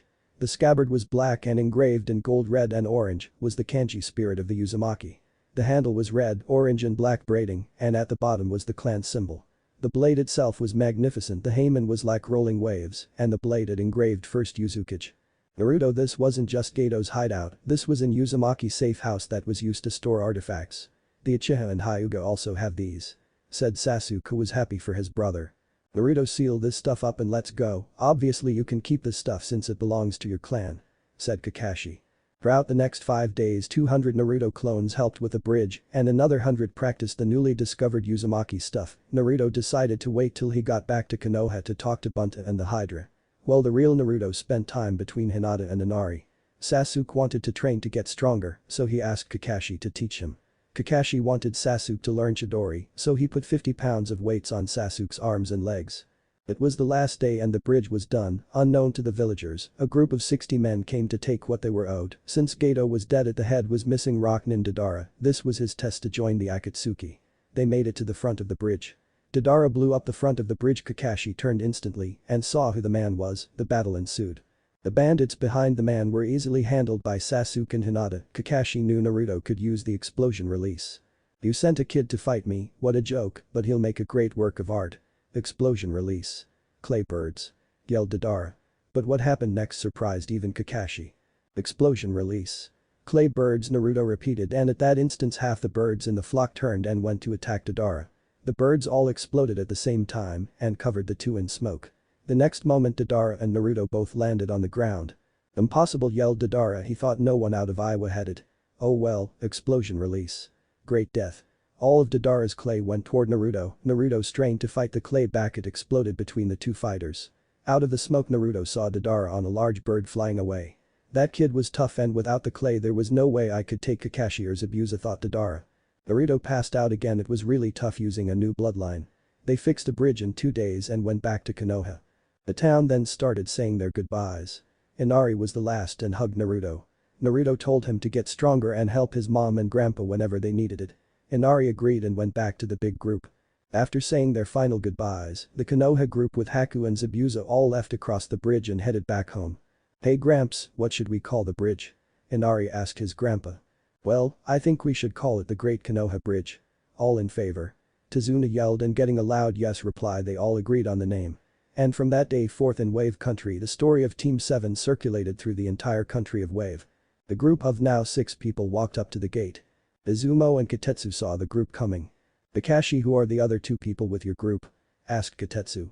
This is Zabuza, Mamachi and Haku Yuki, replied Kakashi coolly. At mention of the name Katetsu and Izumo tightened. They had heard stories of the man and quite frankly he was terrifying. He must be taken into custody immediately, said Izumo quickly. Just as Naruto was about to reply, he was shocked to hear Sasuke speak first. That will not be necessary. Zabuza, Mamachi and Haku Yuki are under the protection of the Uzumaki and Uchiha clans, said Sasuke. The Chunin looked at Kakashi, who simply nodded. The Chunin let them go to the Hokage. Naruto, I've been meaning to ask you how you know about village law. Kakashi asked in a curious manner. Boruto-san knew I was going to be clan head, so he taught me clan law. Said Naruto matter-of-factly. The group made it to the Hokage Tower. And went into his office. Hokage-sama, our mission was a success, but in regards to others present, Naruto and I request asylum for Zabuza Mamachi, and Hakuyuki, said Sasuke in an official way. The gained asylum one must be interrogated, so that is unavoidable. After that they will be tested for the current level of skill, after which they will become shinobi. For now, though, they will need somewhere to live. The Hokage responded, he actually couldn't wait to hear how all of this came to be from Kakashi later. Thank you for your acceptance, Hokage-sama, said Zabuza and Haku in a very respectful tone. Also, we can provide housing. Said Naruto. That will be acceptable, Snake Badger Tiger Id, you could take Ibiki-san, the Hokage said. The Anbu took the pair to Ibiki. Kakashi, here is the paperwork you asked for. The Hokage said. Thank you, Hokage-sama. Here you go, fill these out and go to room 301 2 days from now, it's for the Chunin exams. You're dismissed. The group nodded and left the office along with Kakashi. Sasuke went home while Hinata and Naruto walked the village. Something interesting happened. In the council room, a familiar place to the Hokage, sat the council ready for his arrival. The Hokage walked in the room with full robes on and sat in his chair. I am here to inform you of the arrival of 2 people into the village who request amnesty. Said the Hokage. He hated these protocol as it forced him to meet with the council, and somehow they always brought up Naruto. Their names are Zabuza Mamachi and Hakuyuki. Now let's get this over with. Who votes in? Hokage-sama, what do this ninja have that make them worthy of being given amnesty? Asked a civilian councilman who received nods from the rest of the council. The Hokage was hoping they'd just let it go on by. Zabuza Mamachi and Hakuyuki helped with the completion of an A-rank mission. I'll go into detail after the civilian council departs, and upon completion the Uzumaki clan and the Uchiha clan placed them under their protection. Zabuza Mamachi was an A-class missing nin known for being a kinjutsu and assassination specialist. He was one of the 7 swordsmen. Hakuyuki is the last known member of the Yuki clan. She has the ice release Kekai Genkai. So no, would you please vote? Said the Hokage, tired of explaining. 75% voted for their admission, and when the Hokage was about to dismiss the civilian council, when one of them decided to speak. Hokage, we request that the Kai. He received glares and corrected himself. Naruto Uzumaki be barred from the Chunin exams. The Hokage was pissed but responded. Your request is denied. Now all civilians get out. Said the angry village leader. The civilians begrudgingly left as they were reminded how little power they actually had. Now for the report of Team 7 Aka Team Dojutsu. They were first attacked by their Jounin level ninja from Iwa's famed elimination squad. Their target was Kakashi at this point. He saw the shock on many of the clan heads. Sasuke and Naruto handled it. Naruto passed out after this. Hinata's Byakugan found a puddle laced with chakra. She used one of Naruto paralysis tags and found the shinobi in the puddle were the demon brothers. They met Zabuza and company, convincing them to assist. After this there was a battle on the now named Konoha bridge between Naruto and Deidara. There was a side mission in which Naruto retained some clan artifacts. He is now in possession of 6 bloodlines including explosion and ice release. He managed to find one of the slugs that produces exploding clay. The group was shocked and Hiashi was silently happy that he had betrothed his daughter to the boy who would surely become Hokage. Naruto and Hinata walked hand in hand until they noticed a large square rock following them. You can come out now. Said Naruto, and without a loud puff and a huge cloud of smoke, 3 short coughing academy students came to view. I'm Iogi, the sassiest Kunoichi around. I'm Yuden, I like algebra. And I'm Konohamaru, the leader, and we're the Konohamaru Corps. Went the trio. Then Konohamaru ran up to Naruto and took the sealing scroll on his back, trying to play ninja. Konohamaru ran into a tall kid with purple makeup on his face. Hey, watch where you are going, kid. Yelled Kankuro. You know, Kankuro, you could be a little nicer. Said Naruto kind-heartedly. Then Naruto looked at the beautiful girl standing next to Kankuro, Temari. She was tall and had green eyes with blonde hair, which is gathered into 4 ponytails. Temari's outfit consisted of a single light purple-colored off-the-shoulders garment that extended to halfway down her thighs, with a scarlet sash tied around her waist. Hinata was shocked at what happened next. Temari went up and kissed Naruto deeply on the lips. The boy was shocked. The girl pulled back. Hi Temari-chan. Kankuro-san, said Naruto, still in shock. Temari-chan, it is nice to see my fellow fiancé again, said Hinata, a little mad about the kiss. What do you mean fellow fiancé? Hinata asked Temari on the defensive. She had known about her engagement since she was 12 and knew that if Naruto passed the Chunin selection, she would never go back to Suna, but she didn't know anything about this. Well, you see Temari-chan, because of my Dojutsu I have to have multiple wives, and Hinata is one of the current 2. Replied Naruto, a little scared of his future wife. He realized that Kankuro had vanished from the group and all he could think was damn bastard. "Oh really, father never told me anything about this," was all Temari could say before Gaara interrupted. Previously. "Well you see Temari-chan, because of my Dojutsu I have to have multiple wives and Hinata is one of the current two," replied Naruto, a little scared of his future wife. He realized that Kankuro had vanished from the group and all he could think was damn bastard. "Oh really, father never told me anything about this," was all Temari could say before Gaara interrupted. This time. "Mother wants your blood, she says you will prove my existence," Gaara said before he used the Suna Shunshin to leave. Naruto stared in shock before he could finally spoke. "Temari, what happened to Gaara?" Naruto asked. They had been friends. This wasn't the Gaara he knew, this Gaara was crazy. "Can you give us some time alone? I'll tell you what happened later," he whispered to Hinata. She nodded and she left, but not without getting a kiss with just a little tongue which made her blush. No matter how many times they kissed in public, she would still blush a light pink. As Hinata turned around and left for the Hyuga compound, Naruto placed his arm around Temari. She was obviously shaken and he was trying desperately to comfort her. He knew Temari was the type of person to hide her feelings from other people. They walked in silence through the village, receiving strange looks. It was no secret that Naruto was dating Hinata, so why was he comforting this girl in such an intimate way? But Naruto didn't really care. Temari was his fiancée too. They finally arrived in Naruto's favorite place on top of the Yondame's face. He thought it would be a great place to calm her down. They laid down on the stone and stared at the cloud. Naruto had learned to love Shikamaru's favorite pastime. It was so calming. "Temari-chan, what happened?" Naruto asked, still in some form of shock as the two lay there. He knew she had been close with her littlest brother and him acting like this must be killing her.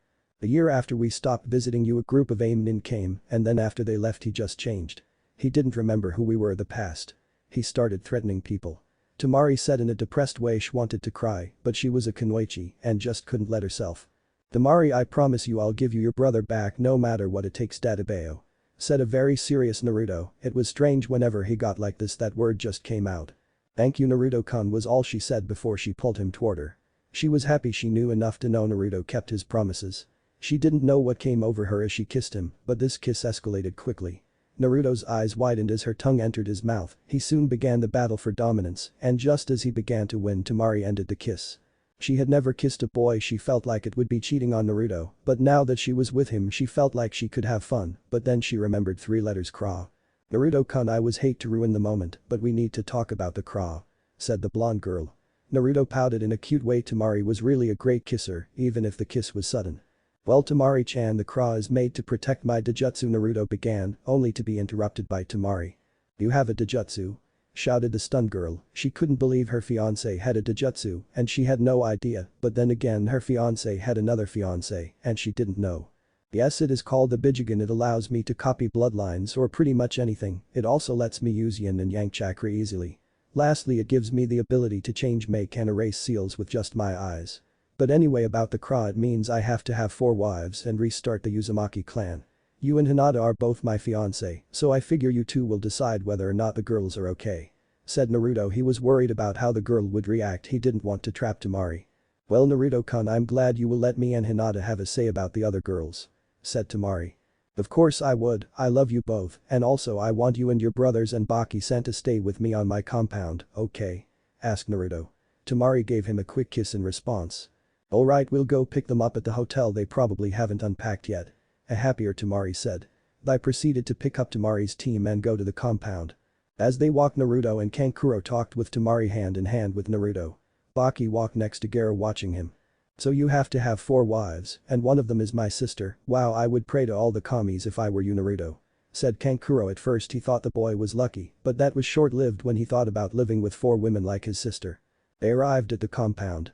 "Hey Gaara, Temari, Kankuro, Baki." Sasuke waved. Naruto pointed to the room. "You will do well to prove my existence," Gaara said before going to the room that he would be his. Sasuke was informed of the situation during dinner. After dinner the Tsunanin left to the house in the back. Before Temari left she decided to pull Naruto aside to kiss him for a 3rd time that day. Naruto concluded that Temari was a little more liberal with the kissing. Naruto decided to have lunch with both girls the next day. Sasuke and Naruto sat down in the living room to discuss Sasuke's day. Flashback with Sasuke earlier that day. Sasuke Uchiha walked slowly away from the Hokage's office. It had been almost 2 weeks since his date with Ino. He couldn't help but wonder if she had made her decision. He walked on though he was very tired and had his date with Haku tomorrow. He made it to his compound after receiving bows from all the villagers calling him Uchiha-sama. He hated the way they kissed up to him, but then hated his brother. The boy walked through the gate and went into his home. He took off his ninja uniform and put on civilian clothes. He walked out of the bathroom and stared out into the room that was his parents' room. He just stood there for a minute. He proceeded into the room and went to lay on the bed. His finger got cut on the end table, and almost as if in slow motion a drop of his blood fell to the floor. When the blood hit the floor, something happened that Sasuke wasn't prepared for. The bright red seal that reminded Sasuke of fire glowed on the floor. In the middle was the kanji for secret. After this happened, a trapdoor opened and Sasuke found two scrolls. Both were made of black paper, similar to the kind Naruto had found in the safe house. He read the two scrolls. The first one read Secret Technique. Phoenix Fire Armor. He looked at the jutsu scroll and saw why it was an S-rank technique. The amount of chakra it required was insane. Luckily for him though, ever since his blood promise with Naruto, his chakra levels was at the same level, so was Hinata's, but Kyuubi had said it couldn't work again. He took the scrolls into the backyard and learned the technique. It took him 20 minutes.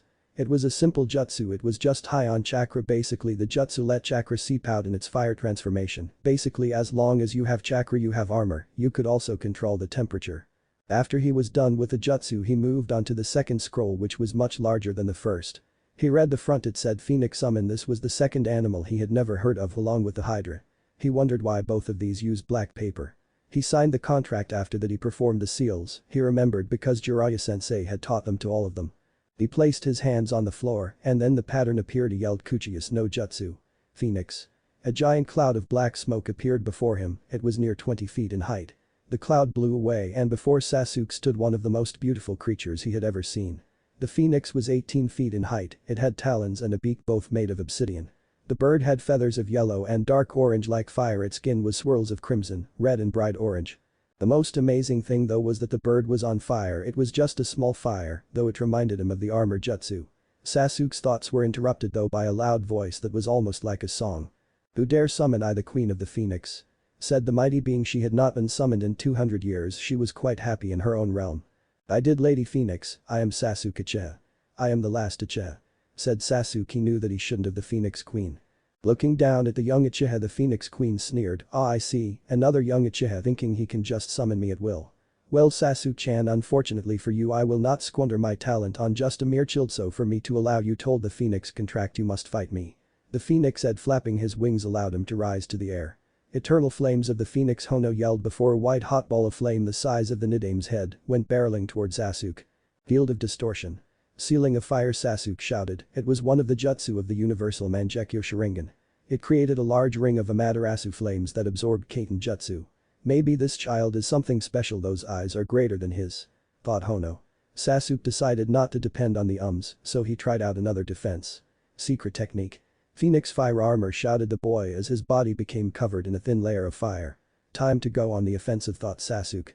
Fire and lightning. Eternal vortex of shocking flame was all Hono heard, but Sasuke said something else. His under-breath secret seal. "Pentagram of paralysis," he said. Hono had risen to the sky in avoidance of his Kaiten Raiten combination. She hadn't seen the pentagram on the ground, the points made of Sasuke's kunai. As the phoenix landed, the seal expanded and she couldn't move. Every time she moved a large amount chakra was drained. The seal worked by draining someone's chakra if there was movement. It seems I was wrong about this boy. Of course I was at 1/5 power, but this was still amazing. He was the first Uchiha who had passed the test while not relying entirely on the Sharingan. "Sasuke, you have passed the test. Now if you could release the jutsu," she began, and she sighed as the constricting jutsu was released. "Now you may ask me 3 questions before I must go." "Well, my first question, Hono-sama, would be, what are the powers of a phoenix?" asked Sasuke. He wondered how strong they were. "How funny that just so happens to be the first question Saisho, your ancestor, asked me. The powers of the phoenix are many. We are fire spirits. Our first ability is that to be born of our ashes. If we don't die in battle we are immortal. Our second ability, you are familiar with the fire on my feathers. I can make it as big or small as want and as hot or cold as I want. The second ability is our ability to breathe fire. The third is that we can fly. The last power is secret to the phoenix, only known to our summoner. It is a last resort as it can affect our friends. Our shriek can kill any adversary," said the phoenix. She had no problem boasting the strength of her species. "My second question is the difference between black and white summon scrolls." The boy was curious. He had seen the monkey and toad scrolls and they were different than the hydra and the phoenix scrolls. The difference is that the white scrolls contain normal animals and the black scrolls are mythical summons. "We mythical summons are far more powerful, though the other summons are very powerful too," said the bird creature. Alright, I have one last question, will you be my summon? Asked the raven-haired boy. Sasuke stopped being a personal summon after Madara. I just can't do this, I'm sorry, but I think my daughter would be happy as your personal summon. Said the Phoenix Queen before she disappeared. She was quickly replaced by a smaller phoenix of about 12 feet in height. My name is Hiishi and I guess from now on we will be partners. She said. They continued talking for a while and then she poofed back to her home. Well, that was interesting, Sasuke said to no one in particular. Flashback end. Well, I know who I will be talking to tomorrow. Naruto said, and on that note the boys went to their separate rooms for bed. Naruto's mindscape. Naruto wandered forward in what he knew to be his mind. The last time he had been here he had been with his father. Naruto hadn't spoken to Kyuubi since, so he wondered why he had been called here. He walked into the dojo to see Kyuubi sitting there. Hello, Kyuubi-sama. Said Naruto. He always wanted a better relationship with the Kyuubi. If you are stuck with somebody you might as well get to know them. No need for that, kid, the reason I called you here was just for a chat, for you see you have now absorbed enough of my chakra to the point I can talk to you without you being here. Also you can now control my chakra, though you will need a lot of practice. Well, that was it, Naruto, I'll talk to you later. The next day. The sun hadn't reached the sky and the moon still illuminated the village hidden in the leaves. When Naruto woke up that morning around 3, he usually awoke at 5 for training, but he didn't want the village seeing what he was doing. He dressed in his new clothes. He wore black ninja pants with an orange shirt. On top of that was the chest piece of his ancestors' armor. He also wore a cloak. It was similar to his father's. It was white but on the bottom was orange fire and black lightning. On his back it said Naruto of the infinite bloodline. Over these words were his two katana forming an X. Naruto walked outside the door. He created 50 shadow clones. They were divided into 5 categories. Hiraishin no Jutsu, the next were trying to incorporate natures into the Rasengan, the next was working on dual blade Kenjutsu, and the fourth was working on ninjutsu and the last Fuinjutsu. He was working on summoning. To do the summoning he went into the largest clearing in the Uchiha Uzumaki forest. He stood there in the clearing, but then he did some hand seals boar dog bird monkey ram. He then yelled Niju Kuchius no Jutsu. Hydra and Toad. He pumped in all of his chakra.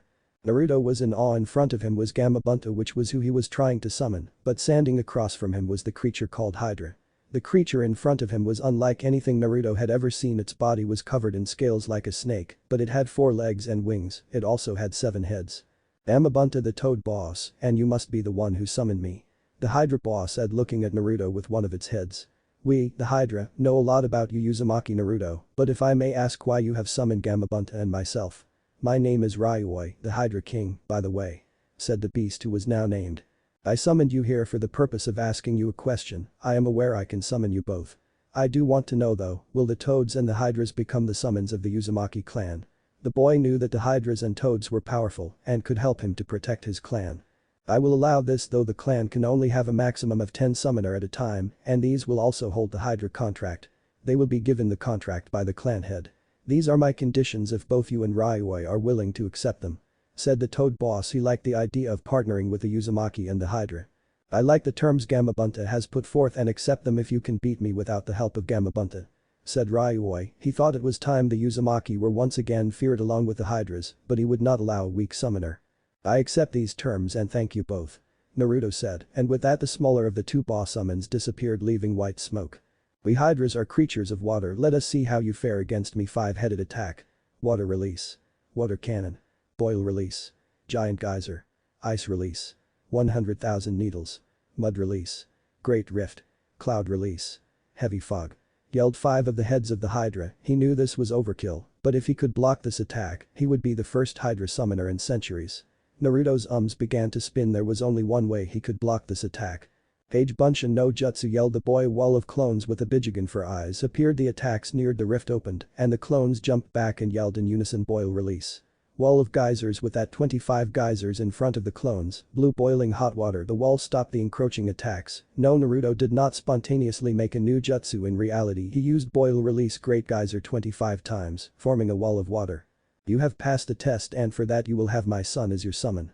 I must know bid you adieu. The Hydra said, disappearing in a cloud of smoke. Naruto continued his training and ran around the village hidden. It was still dark outside. Naruto sensed 4 chakra signatures following him and so he stopped and turned around to confront them. Come out whoever you are. The boy said. He saw a girl step out. She was beautiful, really. She had red triangles on her face. She had long brown hair and dark eyes. She was about Temari's age. He knew her from somewhere, but he couldn't place it. That was until he saw the three dogs step out from behind her. The girl was Kiba's 16-year-old sister, and a very pretty girl. Naruto wondered. Kyuubi-sama, you think Kiba would kill me for asking out his sister? Knowing the Inuzuka, he would probably try. Kyuubi replied.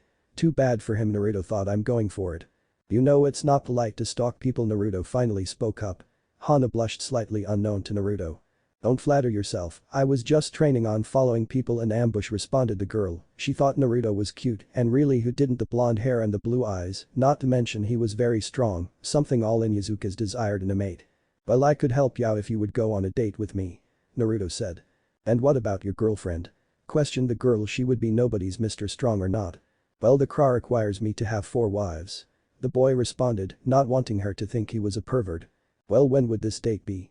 Asked the girl. In truth, if he had to have 4 wives, she wouldn't mind going out with him. From what she saw around the village, of how he treated, he was a gentleman. This was not common among the Inuzuka. In 10 days I'll pick you up. See you then, Naruto said before he disappeared in a Kaiten Shunshin. The sun was now overwhelming the people of the leaf on this hot summer day. The Tsunade Genin thought the villagers were crazy if this was hot. The light shined in on the 2 girls sitting inside the Korean barbecue. The 2 girls were in an awkward predicament. 5 minutes ago. The Anbu walked into the restaurant and walked to the table. Naruto had seen them when they arrived. Naruto-sama, your presence is requested in the council room immediately, the Anbu said. Thank you. Naruto responded. The Anbu proceeded to shunshin away. Naruto smiled sadly at the girls. They had just arrived and he had to go. Temari-chan, Hinata-chan, I have to go. Here is some money for you both, the boy said, and then he kissed both of them in a chaste way before using the rate and shunshin away. The 2 girls sat quietly eating their beef and rice. So Hinata, I think we should establish some rules in this harem, said Temari, trying to break the silence. I agree. I think the first thing we should talk about is where we will all sleep. Hinata said. She agreed with the rules and the things they needed to discuss about the arrangements. Yeah, you're right, I never thought about that. I guess we could take turns sleeping on the same bed or just have a really big bed, finished Temari. The girls continued talking while they ate and later went shopping. The girls were friends since they were little after all. They decided whatever happened they would do this together. Naruto landed in front of the Hokage's tower. He moved inside and went into the room that was meant for the council. He entered the room and saw that all the clan heads were there. He sat in a seat across from his brother. They were towards the end of the long table. The Sandaime saw that everyone was here. This was the worst thing he was going to have to say since he announced the start of the 4th Shinobi World War. Are you all familiar with the Kiri bloodline purges? Asked the 3rd Fire Shadow. He received nods all around. Well, the leader of the rebellion, Meitorumi, has sent us word of a meeting between the Otokage and the Mizukage. They plan to invade Konoha during the last stage of the exams. He gave the room some time to take in this news. Naruto, Sasuke, Team Dojutsu will remain, but you 2 will be promoted to Jounin and Hinata Chunin. You will still take part in the exam so we don't raise suspicions. Finished the Hokage. That means I am getting married in a month and a half, said Naruto in shock. Hokage-sama, Naruto and I now hold 2 of the 5 most powerful summons. We will be sure to summon them that day in preparation for battle, said Sasuke, and Naruto swore to defend the village like Itachi would have wanted. What are these summons, if I may ask?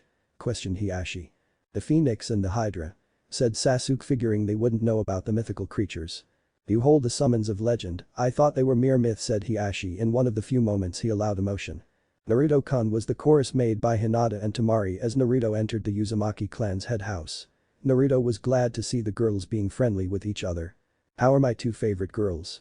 Questioned the boy before kissing them both. He was nervous about telling them of the now soon approaching marriage. Girls, I need to talk to you. Well, the first thing is pretty minor. I asked a girl out on a date. He saw the looks on their faces. They were mad. Of course you 2 will decide if she is okay or not, he said, trying not to get into too much hot water. Who is this girl, Naruto-kun? Asked Hinata. She didn't want some fangirl tricking Naruto, who was at times a little too trusting and gullible. Hana Inuzuka, said Naruto nervously. Would they approve, he thought. Well, Hana is nice. I think she'll be fine, Naruto-kun, but she will need to talk to us before the date, said Hinata, worrying about another older girl being with Naruto. What is the other thing you wanted to tell us, Naruto-kun? Asked Temari, who was worried about this Inuzuka girl despite Hinata's statements. Well, this is an A-rank secret. Directly after our exams, Sasuke and I will be Jounin and Hinata a Chunin. Team Dojutsu will remain though. So in a month and 10 days we will be married, Naruto said. He hadn't had a single clue how the girls, but this wasn't it. Well, I guess it was a bit shocking for them, the boy thought. He moved the girls into 2 of the bedrooms and while they slept he went outside. Gaara stood outside of Naruto's home. He could no longer wait. He wanted the Kyuubi's blood. Naruto walked outside and saw Gaara. He activated his Bijigen, and that is when he saw it Gaara had two seals, one of which was a seal to inhibit the mint. This means Shukaku was in control, Gaara thought Naruto. Then he said in a whisper as not to alert Shukaku mental inhibitor release. Using his Bijigen he removed the seal. He saw Gaara drop to his knees. I guess it worked, Naruto thought. I'm sorry I hurt them, they hate me, help me, Naruto. Gaara said. He watched as Naruto came forward and touched his forehead, entering a joint mindscape. Gaara, it wasn't your fault. No, it wasn't. I don't hate you, you are and always will be my friend. Also your brother loves you and so does your sister. Can you tell me how this happened? Said Naruto. He wanted to know who had hurt one of his precious people. The ninja from Omegakure, he knew I was a Jinchuriki. He trapped me and threatened my family.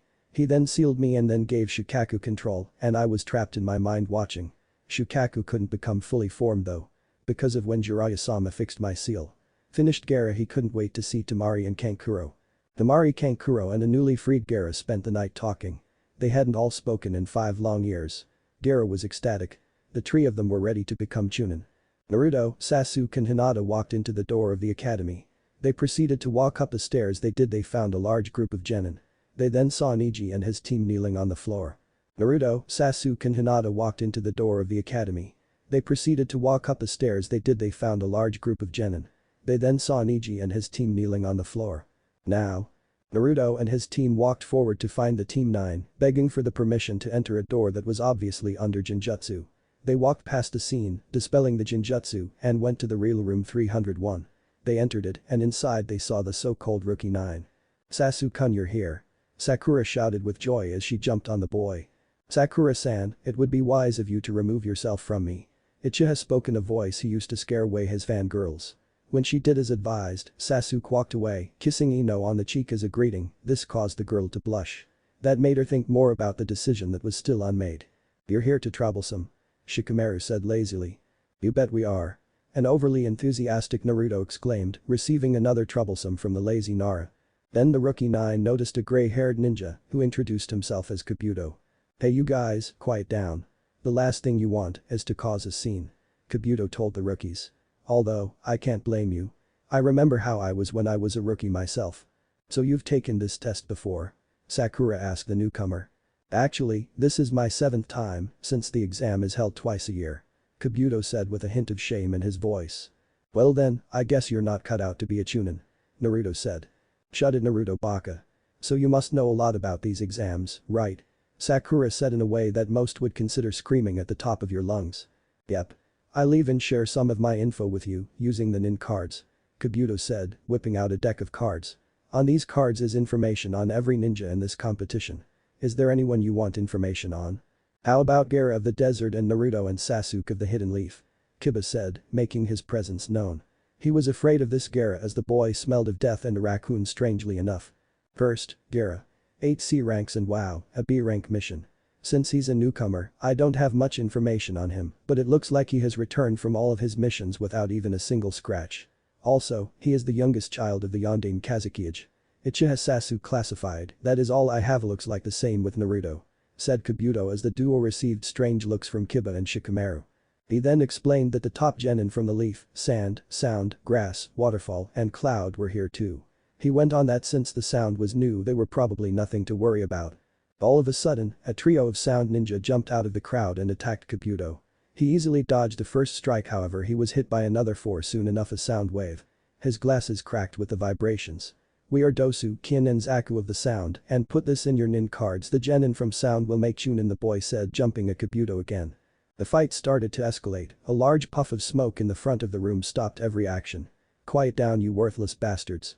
The new ninja said as the smoke dissipated. Behind him stood a few dozen Chunin. The man wore a long black trench coat with a leaf bandana and his face was covered with many scars. Most of the leaf ninja knew him as Ibiki, the torture and interrogation specialist. I am Ibiki Marino, the proctor for the first exam. Take your seats now before I decide to start kicking you people out. Nobody doubted him and with it, an order was brought back to the room. He started handing out the tests and Naruto realized that none of the rookies, except Shikamaru, could answer the questions. Now, I will explain the rules. Questions will not be allowed. Ibiki said as he began to write on the board. The first rule is that you will start off with 10 points. The test is made up of 10 questions and each question is worth a point. For every question you get wrong, you lose a point. The second rule is that this is a team test. Your entire team will pass or fail based on a combined score of your team. Now, the third rule is that every time you are caught cheating, you will lose 2 points. If you are caught 5 times, your entire team fails. The last rule is that those who lose all their points and those who don't answer any questions correctly will automatically fail their entire team. Alright, begin. Ibiki announced. The entire room started the exam, quickly realizing that it contained some extremely difficult questions. Fortunately, Sasuke, Hinata and Naruto were all built for this test. Using their Dojutsu they began to copy the answers from the ones who knew them. They had all realized that this was the point of the test. Shino had released his insects to gather information for answers, logically double-checking every piece of information he got. Meanwhile, Akamaru was being on a lookout from Kiba's head, scanning the room and barking him the correct answers. Niji had activated his Byakugan, giving him the ability to see through anyone and to look at any test in the room. Sakura, on the other hand, had the intelligence to solve 3 of the questions. Ino used her family jutsu to switch with Shikamaru and use his answers, also giving them to Choji. Look kid, now that you are done I need to tell you something. I can feel 5 more people like you in these exams, the demon fox said before being interrupted. What? Naruto screamed in his mind. 1 girl from the cloud, 1 boy from the mist, 1 girl from the waterfall, 1 from the stone and 1 from the sand. Also, before you ask, no, I don't know who they are nor if they are in control. Said the Kyuubi, she was worried about her kid and his vixens. Before Naruto could respond, Ibiki began talking once again. Alright, time's up Ibiki announced, chuckling inside his head he would finally get to make them squirm. It is now time for the 10th and final question. By this time only about 120 of 200 exam participants remained.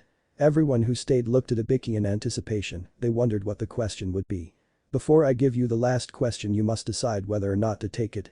What do you mean choose whether or not we take the question? A certain blonde San Genin asked. What happens if we chose not to take it? Well that is simple enough, in that case your points are instantly dropped to 0 and you with your whole team fail the test Ibiki explained. What does that mean? Of course we will take it then. Another test taker shouted, wondering what was going on, it wasn't making any sense, under these conditions we wouldn't take it. If you and your team choose to take the 10th question and then answer incorrectly, you will be barred from participating in these exams, remaining a genin for the rest of your insignificant lives. Ibiki said, silencing everyone in the room. That's the dumbest rule I've ever heard. There are people here who have taken these exams tons of times. Kiba shouted as Akamaru barked along with him. Well I guess you guys have shit luck since you got me as he proctor this year, so as I said, if you want to risk your career, just answer it. My test, my rules. Ibiki said. However, I will give you a way out. You can choose not to take it and try again next year if you are not confident. Ibiki sent an evil glare to the Chunin candidates. Now, those of you who do not wish to take it, put your hand up and wait for your number to be called. Then you and your team may leave. I won't take it. A leaf ninja said, standing up and his team were immediately escorted out of the room. His sentiment was repeated throughout the room. Over the next 5 minutes, a total of 30 more opted not to take the final question, leaving 90 genin remaining. Naruto raised his hand, much to the rookie nine's shock. Then he proceeded to slam it down on his desk as he stood up, a look of determination on his face. You think you can scare me? I'd like to see you try to keep me a genin. He shouted. Even if you somehow do, I'll still become Hokage. The boy received smiles from both of his fiancée as they laughed internally at his antics. Aha, I'll give you all one last chance to back out. Your life is depending on this decision. Ibiki said, casting one more wave of fear into the genin. However, Naruto had managed to inspire the entire room and now they had confidence in their eyes. That is an interesting kid. A voice inside a blonde Kumo Kunoichi's head said. Why do I feel like I know him from somewhere? I've seen that stubbornness before. I've seen it many times in Master B. The Kunoichi thought back to the voice. We'll have to be sure to find him in the second stage of the test and see what's so interesting about him. I don't think that's it, but that is beside the point. Looks like my little kitten likes a boy. The other voice in her mind replied teasingly. No, I don't. The girl thought. No one else. Alright then, good decision. You all passed the first exam. Ibiki announced to the room, shocking most of them. I congratulate the 90 of you, the 30 teams that pass. Inside his head Ibiki was thinking something else. This kid is just like his dad, he was the most inspiring person I knew. He will go very far. What? Enraged voices erupted from all over the room. What do you mean we pass? What about the 10th question? Sakura asked, now confused. You could say that your choice was the 10th question. The man said in a rare smile, though it was more of a smirk. Then what was the point of this entire test? Temari asked, being the second hot-headed Kunoichi to lash out. The point? Think about it. The first 9 questions served to test your information gathering skills. Ibiki explained. This test was designed to put pressure on the entire team as each member would be forced not to mess it up for their team. However, the questions on this test were much too difficult for most genin to answer alone, so everyone came up to the same conclusion: you would have to cheat to score. The whole point of this test was to make you cheat, but without getting caught. A few of the candidates got the purpose right away. Now, mixed into the group, there were a few Chunin who had already taken this exam and knew the answers. This was to help you guys out and to give you accurate information. This is because Ibiki said, removing his bandana, only revealing a bunch of scars covering his entire head. Sometimes, information is more important than life, and on the battlefield people give their lives to acquire such information. Everyone saw the scars and screw holes on Ibiki's head and cringed a little at the image. Is this what life as a ninja is like? Many in the room thought. If the enemy notices you, there is no guarantee the information you obtained will be accurate. Ibiki stated. Remember this, a proper information can be a powerful weapon for you and your comrades. This is why we had you gather information through cheating. This clearly separated those who did and those who did not have the right abilities. Wait, then what about the 10th question? Temari asked, understanding the purpose, just as slightly curious. But the 10th question is the true purpose of this test. The take it or not take it decision. Ibiki paused momentarily. Let's say you become Chunin and your mission is to steal an important enemy document. You don't know the number nor the skill of the enemy. Do you accept the mission? Because you don't want to die, because you don't want your comrades hurt. Can you avoid this dangerous mission? The answer is no. Ibiki let out a slight grin. Those who aren't willing to put their lives on the line. Those who cling to the uncertain future of there is always next year and then walk away from their chance. Those pieces of trash who can only make cowardly choices don't deserve the right to become Chunin. That's how I feel. Ibiki said. You have made it through the entrance of the first test. I wish you guys luck. Hell yeah. Naruto shouted out, again receiving smiles from his fiancée. They weren't the only ones, as the room was full of smiles of those who happily passed. As everyone smiled, a black pack came crashing through the window along with a poster. A shorter lady with violet hair crawled out, wearing a coat and an orange skirt with mesh underneath. This is no time to celebrate. I am Anko Mitarashi, the second exam proctor. Now I want you maggots at the training grounds 44, ask your sensei where to find it. If you're late you're disqualified. Said Anko before her body flickered away. After a while the genin gathered in front of a forest which was surrounded by fences, each panel holding a sign saying, "Danger. Keep out," scaring most of them. Welcome to the second stage of these exams. Right now you are standing in front of the training grounds 44. In the Leaf Village we call this place the Forest of Death, Anko said in a hiss, instilling fear in the hearts of the genin, as most of them gulped. All of you will know why this is called the Forest of Death soon enough. All of you will find out why it is called the Forest of Death soon enough. Naruto mumbled to Hinata, making her giggle at Naruto's mocking of the proctor. Anko did not find this amusing, and in response, she threw a kunai at the boy, causing a shallow cut that bled a little. It's kids like you that are the first to get killed. She licked the blood off the boy's cheeks, earning glares from Hinata and Temari. Kids that are cocky. Before Anko could finish talking, she was interrupted. Here is your kunai. A grass genin said with a hiss. Thanks, but if you ever sneak up on me again I can guarantee that you will die a slow and painful death. Scaring everyone again, and then she spoke again. Before we begin this test, all of you need to sign these forms. As she finished talking, the forms have been handed out to every genin, possible future Chunin. Wait, why do we have to sign these? Questioned a genin from Rain. Because people die in these exams, and without your signature on the form, the responsibility for your death would fall on the leaf, and we don't want that, right? It also helps to prevent wars. Said Anko. Now I'm going to explain this test. There are 30 teams, each team will check into this booth and receive either an Earth or a Heaven scroll. 15 teams get Earth and 15 get Heaven. In the middle of this forest, there is a tower where you have to bring one Heaven and one Earth scroll to. As she said this, every team glared at each other. Now, this area is a dense forest with a river running through the middle. As I said, the tower is located at the middle of the area, about 10 kilometers from each side. Anko said, holding up a map of the area. Around this perimeter, there are 44 locked gates. This will be considered a survival exercise. You may use any weapons or jutsu to complete the task. The only rule is that you cannot open the scrolls until you enter the tower with both of them. Other than that, there are no rules and killing is allowed. Also, there is a time limit. The test lasts 120 hours, or 5 days. If you are not at the tower at the end of the time limit, your team is disqualified. Anko finished the instructions. 5 days. What about food? Yelled Choji. "Oh, there is enough food, you just have to find it," finished Anko. With all of that said, the teams checked in and got their scroll. Then they all lined up at their respective gates. "Sasuke, how do you want to play this?" asked Naruto as they ran through the forest. "Let's make a camp about a kilometer away from the tower. That way we wait and take the scroll from whoever passes by, and after that, we head directly to the tower," said Sasuke. "That sounds good to me, Naruto-kun." "Sasuke-kun," said Hinata. They arrived at the spot and quickly set up the camp. "Naruto-kun, do you see that?" asked Hinata as she felt something. Naruto activated his Byakugan and nodded. "Three shinobi coming at us fast, let me see their headbands." Finished the boy. "I've been meaning to try out some new earth jutsu." Sasuke smirked. Then they heard a shout. "Water style. Water needles jutsu." The team heard three separate voices say. Hinata quickly used a genjutsu to cover her and her teammates. "Looks like we got them," one of them said. "Yeah, let's look for the scroll." "Oh, I wouldn't do that yet," said Sasuke as the three-leaf genin jumped out from the trees. Under the genjutsu they moved through the trees, surrounding the unknown shinobi. "Water release. Water trumpet, Suiton. Mizurappa," the three mist ninja yelled after looking at each other. "Earth release. Earth well," yelled Sasuke. The water was stopped and dropped to the ground. After this the earth well fell. Hinata body flickered into the middle of the three.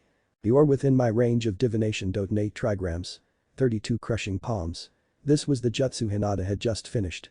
The beauty of it was the fact that unlike the regular gentle fist, you didn't have to make contact with as many tenketsu because of the earth chakra. Hinata's palms moved as she hit the pathways of the three targets. When she was done, her three opponents fell and a scroll escaped from their clothes. "Nice job, Hina-chan," Naruto said, jumping from the trees, giving Hinata a kiss, making the girl blush. "You guys can get all lovey-dovey back at the tower, let's move out," Sasuke said. They had been out here for 5 hours and the sun was setting down. "Fukuku, Sasuke-kun, what's the rush?" asked a grass genin, who jumped from a tree. "How do you know us?" asked Naruto wearily. "This guy isn't a genin, Naruto-kun, he smells of snake. I think this man is Orochimaru," finished Kyuubi, making Naruto gasp in shock. "Oh, but I make it a point to learn the names of my teammate students," Naruto-kun said the grass genin. "Orochimaru," whispered Hinata, terrified of the snake man. "I don't plan on killing you three just yet, so I'll be leaving soon, but before that I will test you, and then I just want to give Sasuke a parting gift." Binding snake jutsu. Hinata and Sasuke were now stuck in a wrapping of snakes. Naruto launched himself toward the snake Sannin, wishing he could have mastered the flying thunder god before the exam. "Oh, but Naruto-kun, I was hoping for ninjutsu, not taijutsu," said Orochimaru. Naruto appeared behind Orochimaru as he avoided a punch with substitution. Naruto aimed to kick the man and succeeded only to find a Hibi Bunshin. "Kukuku over here. Wind release, great breakthrough," the Sannin said. "High release. 10,000 fireballs," Naruto countered. The fireballs came out of his mouth and went toward the gust of wind. The attacks cancelled since the wind was stronger. "Lightning release. Giant ball of thunder," yelled Naruto. "Earth release. Shield of the twin snakes," said Orochimaru. Before Naruto knew it, they were engaged in taijutsu once again. Orochimaru double feinted a punch and kick combination. This was followed by Naruto being kneed in the stomach. Naruto grabbed his stomach and fell. Orochimaru passed him, biting Sasuke. The boy screamed. The snake jutsu released. The boy fell. "Looks like the heaven mark, not surprising." "Well, goodbye, Naruto-kun," said the snake as he shined away before Naruto or Hinata could even react. Naruto saw the gift that was given through the evil sealing method. He was sickened by that man Orochimaru. "Ichigan," Naruto yelled as he walked towards Sasuke. He looked at the seal and saw it was lacing Sasuke's chakra with Orochimaru's. He activated his Byakugan no Kitsune and sealed of his pathways around the marks to keep it from spreading. He activated his Bijugan again and placed a purification seal on Sasuke's shoulder. It cleaned away Orochimaru's influence. He thought about it for a while. The Bijugan couldn't remove it because it wasn't really a seal, it was just a chakra storage seal, so if he destroyed the seal, the chakra would flood Sasuke's system. He had to destroy the chakra, and he only knew of one thing that could absorb and destroy chakra. "Amaterasu," yelled Naruto after he switched to the Hino could safely remove the seal. "Bijugan. Curse seal of heaven release." The trio ran through the forest. Well, two of them did anyway. Sasuke was slumped over Naruto's shoulder. They heard a voice through the trees. "Decapitating airwaves," said the boy in the trees. The duo dodged. 3 people jumped out from the trees. "I wouldn't be going anywhere, Orochimaru-sama wants him dead and I plan to deliver," said the first one. If he remembered, his name was Dosu. "I don't have time for you shadow clone Tsukinami," Naruto yelled. "This is the world of Tsukinami and in this world, I control everything. I'm only going to knock you out long enough for us to get to the tower," said Naruto. The world around him was pitch black and in front of him stood the three that had looked into his eyes. He had made it so they were fighting their precious Lord Orochimaru. "Hinata, we need to go," said Naruto as his eyes faded to their normal bright blue. He picked up Sasuke and they were on their way. They opened the door to the tower. They saw the clue above them and opened their two scrolls. "Congratulations, you made it," said Kakashi. "I was hoping you guys would have broken the record set by Team Minato, but I can see something happened," said Kakashi. "We were attacked by Orochimaru. He put a curse seal on Sasuke, but Naruto successfully removed it," said Hinata. That statement led to a retelling of the story. They watched the teams come in, one by one. Temari's team had already been there before them. Afterwards on the second day, the Mist, Stone and Cloud teams came. On the late fourth day, all the other rookie Genin teams came, as well as Kabuto's. The fifth and final day came along with the Sound team, along with the Waterfalls one. The second day had come and Naruto laid in his bed. He was exhausted. Using the Tsukinami on 3 people with an EMS would kill anyone else, but with the it only made you dead tired the next day. Hinata had gone to the hot springs, so he was left in the room by himself. Well, not technically, because a still comatose Sasuke laid in the bed across the room. He heard a knock on the door and said, "Come in," trusting it was someone on Team Baki. "I heard what happened and how could you be so careless, using that jutsu 3 times? And you also used other C and B and A rank jutsu." A mad Temari yelled at him. She was worried sick after she found out about what happened earlier, just like Naruto would have been if something happened to her. But she thought to herself, was she mad or terrified at losing the boy she loved, the boy who saved her brother? "I'm sorry, Temari-chan too couldn't lose my brother to him." He was silenced when Temari laid down next to him. Curling up to him, she kissed him soundly on the lips, finally relaxing. "I'm sorry, I promise I won't die anytime soon." It was strange, if anyone else said this it would be just a promise, but when Naruto made a contract, it was like he was signing a contract in blood. They kissed again, deeper this time. Once the kiss ended, a single tear fell from Temari's eye. She couldn't lose this boy who she loved. They fell asleep in each other's arms.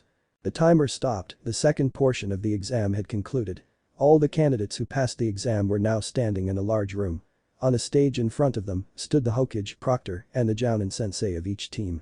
"First off, congratulations on passing the second stage of the exams," the Hokage announced with a happy smile at Konoha's presence in the stage. "Wow, 36 participants out of 90.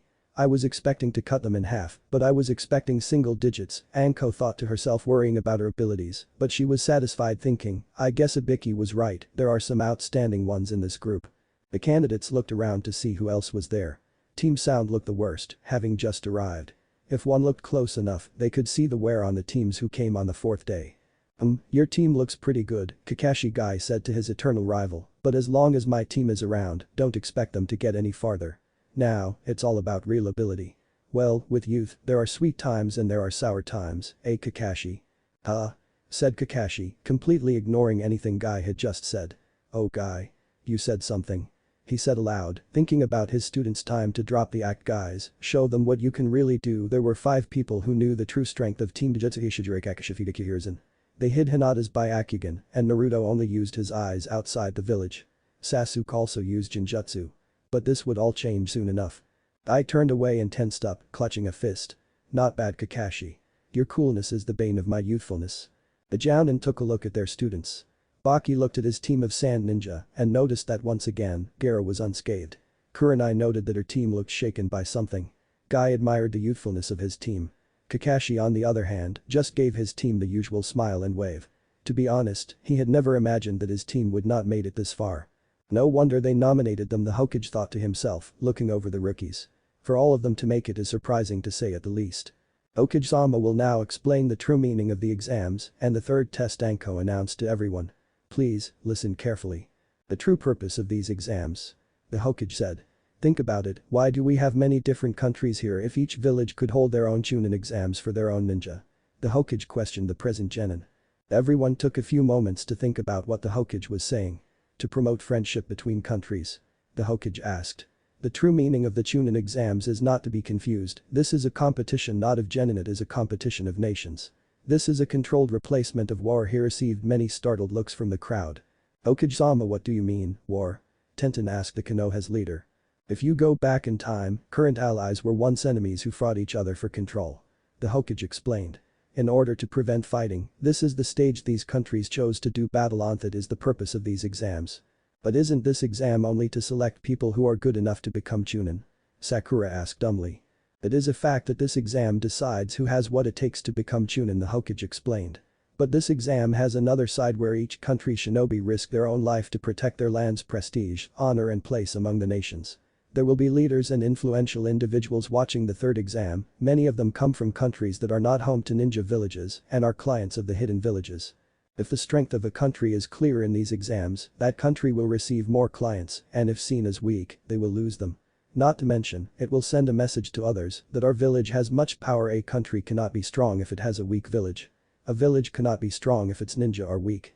The true strength of a ninja is born only through mortal battles, but war is not something that can be taken lightly, and so we have the Chunin exams.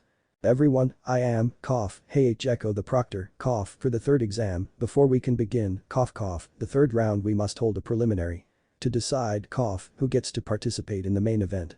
Said the man awaiting the impending backlash from his statement. Preliminary. Many of the genin shouted. What do you mean?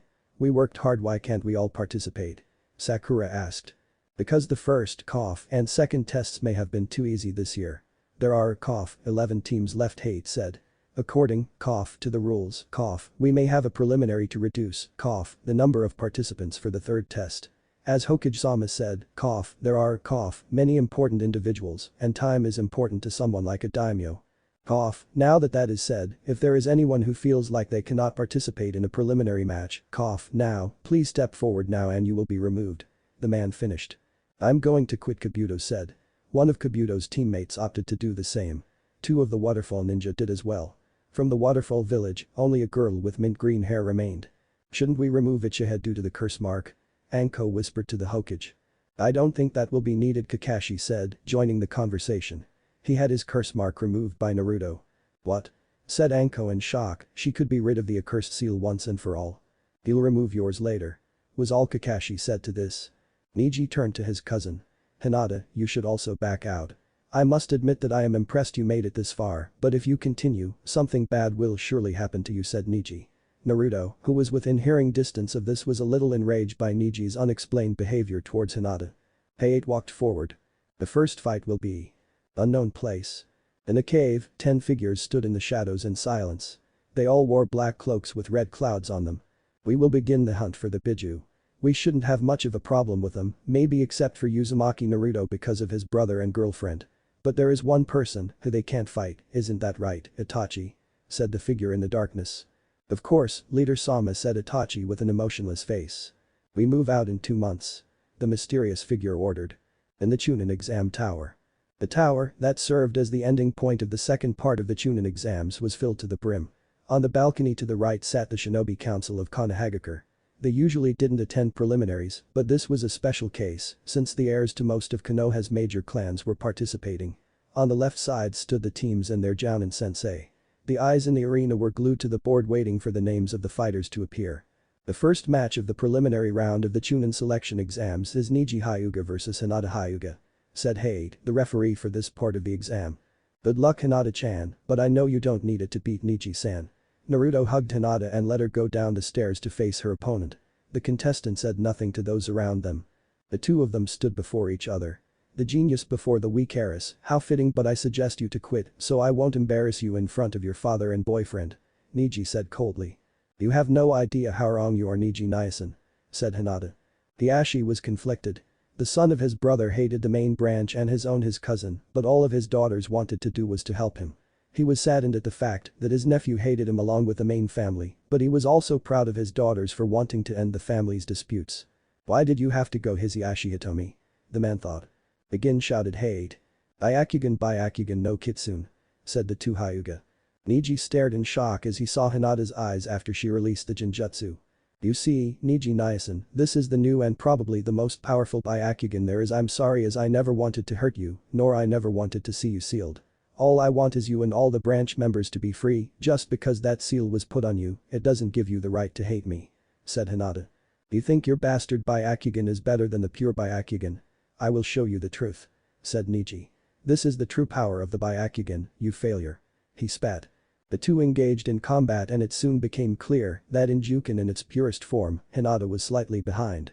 An heiress that can't master the style, why don't I beat you at your own main branch games, said Niji as he got into the 8 trigram stance.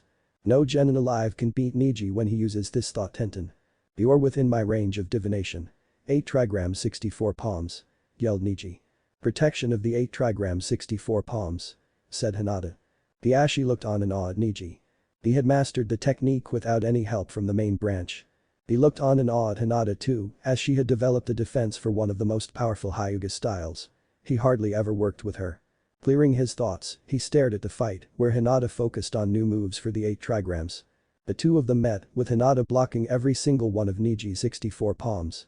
Impossible, no one can beat Niji, thought a shocked Tenten.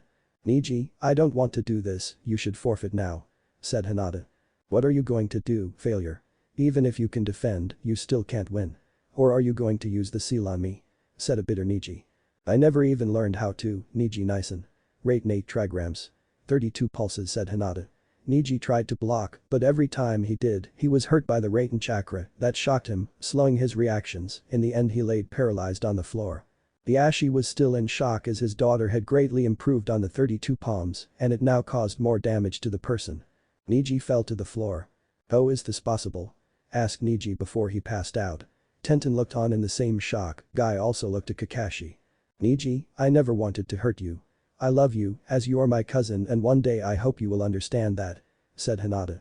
She didn't use the full power of the attack, knowing it could seriously harm her cousin. Winner, Hinata Hyuga, said Hade as she went up to the balcony and Niji was carried away. The crowd cheered for Hinata, Naruto more than the others. Then once the crowd settled down, the names on the screen began cycling again until they reached a stop. Hyuga-sama, I was unaware of this new Dojutsu. Tell me, is it of the same origin as the Bijigen, asked Shibi. Ah yes, and as for its abilities, Abiram-sama, it will be discussed in the council meeting after this. Said Hiashi. The next match, Amoy vs Choji, went by fairly quickly. Amoy was an ninjutsu specialist and his taijutsu was fairly good, so it was quite easy for him to use his agility to tire out Choji. The third match is Akatsuchi vs Shino, begin. Said Hade. Earth Cuss Jutsu, said Akatsuchi, the jutsu causing Shino to be stuck in place. This was purely a game of time, as Akatsuchi had fairly large chakra reserves and Shino knew it would take a while to suck away his reserves. Akatsuchi on the other hand was fighting to complete his most powerful jutsu. Double Earth Dragon Bullet, said Akatsuchi, and the dragon took form and began its journey towards Shino. It was close and Shino knew he couldn't dodge it or make a bug clone. Akatsuchi's Earth Dragon was getting closer to Shino, but then the dragon began to crumble as Akatsuchi's chakra was drained. As Akatsuchi fell to the ground exhausted, a ball of dust hit Shino. Abiram Shino is the winner. Said Hade as another participant was sent to the medical ward for treatment. Akatsuchi forfeited the match immediately after Fu used bug bite on him. In truth, he was out of his league, being the weakest genin in Iwa, who made it this far only because of his team. Sakura Haruno vs Yamanaka Ino, the two girls made their way to the floor. Ino pig, I'm going to kick your ass and then Sasuke-kun will be all mine. Said Sakura while Ino giggled. What? Ino pig, you think you can beat me? Questioned an angry Sakura, upset at being laughed at. Sakura, Sasuke-kun and I actually really care about each other. So even if by some kami-given miracle you managed to win, he and I would still be together. Said Ino in an especially uncaring tone that served only to further aggravate Sakura. You stupid bitch, screeched Sakura. So how about we end this talking and get on with the fight, begin. Just as Hate said this, Sakura ran forward punching Ino to the ground. Ah, take that Ino pig, Sasuke-kun is mine. Yelled Sakura. All of the teams in the stands, including a masked Orochimaru and the Hokage, deadpanned. Did you teach her anything, Kurenai-san? Asked Kakashi. My student Was was caught in a simple genjutsu. Mumbled a distraught Kurenai. Ino stood with a kunai to Sakura's back, even she couldn't believe Sakura had fallen for something so simple. The winner is Ino Yamanaka, said Hade, and then Sakura began screaming and yelling about how she should have won until Kurenai hit one of her pressure points, knocking her out. There was a loud mumble of thank kami from the rest of the competitors. The next match is Gaara vs Dosu, said Hade. The competitors made their way to the floor and since they were both silent, Hade continued with begin. Decapitating airwaves, said Dosu, quickly launching his attack. The airwaves met only a wall of sand. Dosu ran up to the wall and said Kamaisen, but the wall only rippled. Your attacks are useless, said Gaara on top of the wall. Suddenly two arms came out from the sand grabbing Dosu. Proctor, I would prefer not to crush him. Said a calm Gaara. Winner Sabuku no Gaara. The proctor said. After that, when the ring was being cleaned, Naruto saw his name pop up on the board. Naruto Uzumaki vs Kiba and Yazuka. Understands, I must say I am disappointed, I was hoping to see Naruto-san against one of the Kazukija's children or perhaps an Odo-nin. Said Shibi. He heard Tsum growl. My son won't go down easy. She growled at him. Hiashi and the Hokage smirked though, knowing this would not be a battle of the ages. I found out you asked out my sister, and for that, I'm going to kill you, and once that's done, Hinata-chan will be mine. Kiba growled, as Akamaru nodded. Well Kiba-san, what happens between your sister and I is none of your concern. I will ease your displeasure though. Know this, I will protect Hana because I see her becoming one of my most precious people. Said Naruto. Enough talking, begin the fight, said Kiba in a lower growl. Begin, said Hate. I know how I'll beat you easily. Said Naruto as he threw 2 scrolls onto the floor. Everyone now looked shocked. The scrolls opened and tar came pouring out of them. It was a kekatenta that no one in the village had ever seen or heard of. It was made by combining fire, water and earth. I knew that one day I may have to fight your mother for Hana-chan's hand in marriage, so I began developing tar style for this purpose. It renders Taijutsu ineffective, but it also doesn't directly harm the opponent. Said Naruto. Kiba and Akamaru were using chakra to stand on the wall, but the floor of the arena was covered in tar. Itsuga yelled Kiba as he barreled towards Naruto. Tar release. Hand of the abyss, said Naruto. Kiba, who was halfway towards Naruto, suddenly crashed into a hand that instantly closed, trapping Kiba and Akamaru. Kiba is trapped and unable to continue, Naruto is the winner, said Hade. Art. Reseal, said Naruto, and with a bright white glow, the tar disappeared, leaving groaning Kiba on the floor, lying next to Akamaru. The matches kept going, not many really interested Naruto. He already knew what he was going to be doing for training. He did, however, keep his eyes open, looking for Kekkei Genkai. After a moment, he then heard a very familiar name called. Sasuke Uchiha vs Aku, said Hade. The two just glared at each other, and Hade continued, seeing they were both ready. Begin. I heard you tried to hurt my brother and his fiancée in the forest. Said Sasuke, glaring as he dodged Zaku's pathetic attempts at taijutsu. Why does that matter? Asked Zaku in a dead voice, still terrified from his previous ordeal. Well, nobody will ever hurt my precious people, and I know the best way to make it so you will never even try to hurt someone again. You know that technique Naruto used? Well, he isn't even a true master. Tsukiyomi. They appeared in the black world. For 72 hours outside, or 700 years in here, there are like 259,000 seconds in 72 hours, 1 second is equal to 1 day, and your punishment is to relive the memories of every person you have hurt, but from their perspective. Said Sasuke. He returned to the real world and left Zaku to live the next 72 hours and 59 minutes of his punishment. Sasuke Uchiha is the winner, said Hade as Zaku collapsed. The rest of the matches were inconsequential, and Naruto didn't even bother watching them. Now all of the winners will draw a number to determine the matches of the next round. The winners made a line and drew the small papers. Now please, one at a time, announce your numbers. Anko hissed. 1, said Naruto. Then Yujito spoke quietly. 8, said. 4, said Utakata. 2, Kuritsuchi told them. 3, said Gaara. 11, Fu mumbled. Troublesome 9, said Shikamaru. 5, smirked Sasuke. 7, smiled Ino, glad she wasn't fighting Sasuke. 6, frowned Hinata. She would have to fight one of her best friends. 12, finished Amoy. The preliminary matches are Naruto vs Kuritsuchi. Gaara vs Utakata. Sasuke vs Hinata. Ino vs Kin. Shikamaru vs Yujito. Fu vs Amoy. You have 1 month to prepare, dismissed. Said Anko. Konoha Council Room. Okay, this meeting is about the results of the preliminary matches, as well as the possible invasion. The Hokage said, we will first discuss the invasion and then some aspects of the preliminaries, and then the civilian council will be brought in. Said the Hokage. Well, Sensei, I unfortunately have no new details about the invasion plan. So we will only be able to discuss our defensive plan. Said the Sannin. Alright, then this is my plan. 50% of each clan will stay and guard their compounds, while the rest of the clan will be given a specific job. The Naras, Yamanakas and the Akimichis will guard the stadium after the fight begins.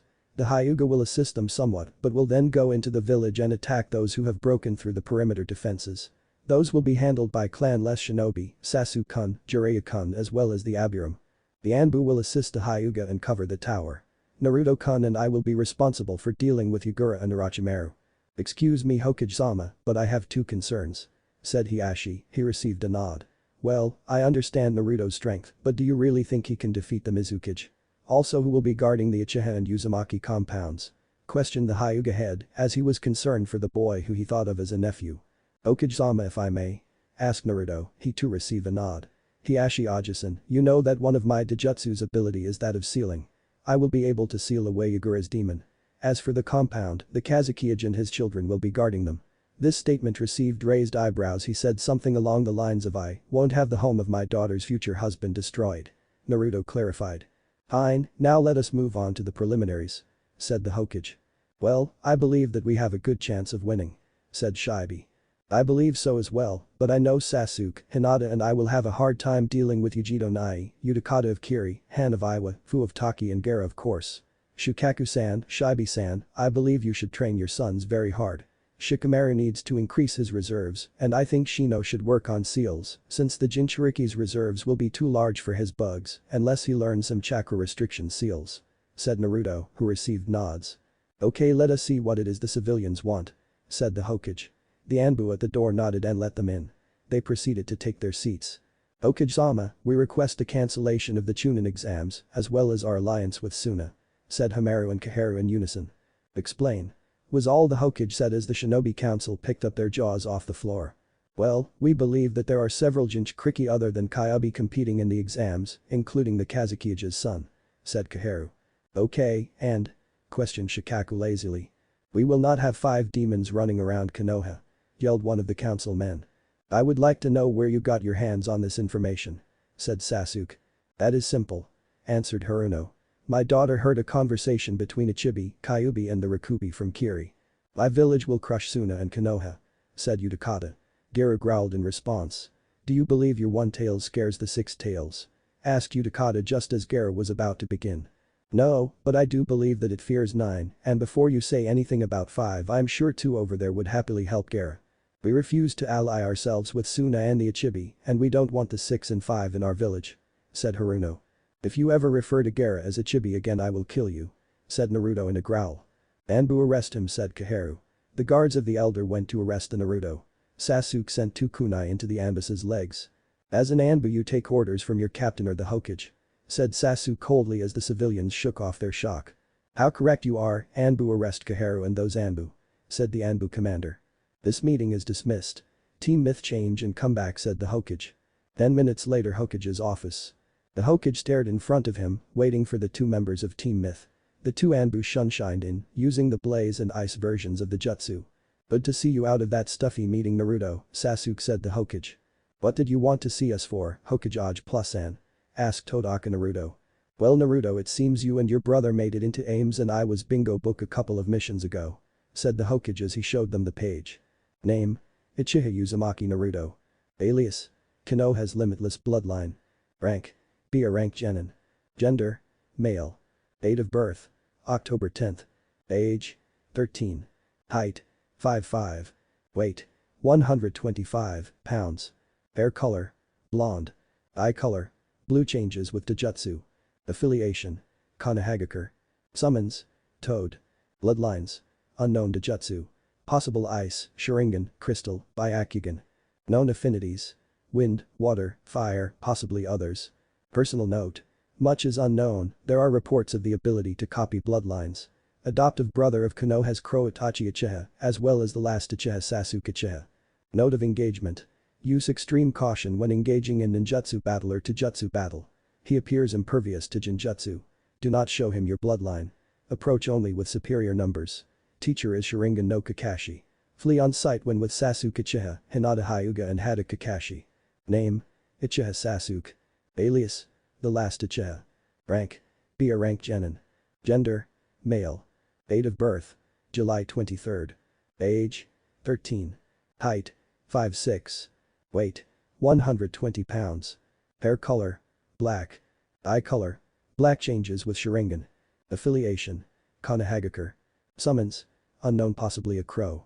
Bloodlines. Sharingan. Known affinities. Wind, earth, fire, possibly others. Personal note.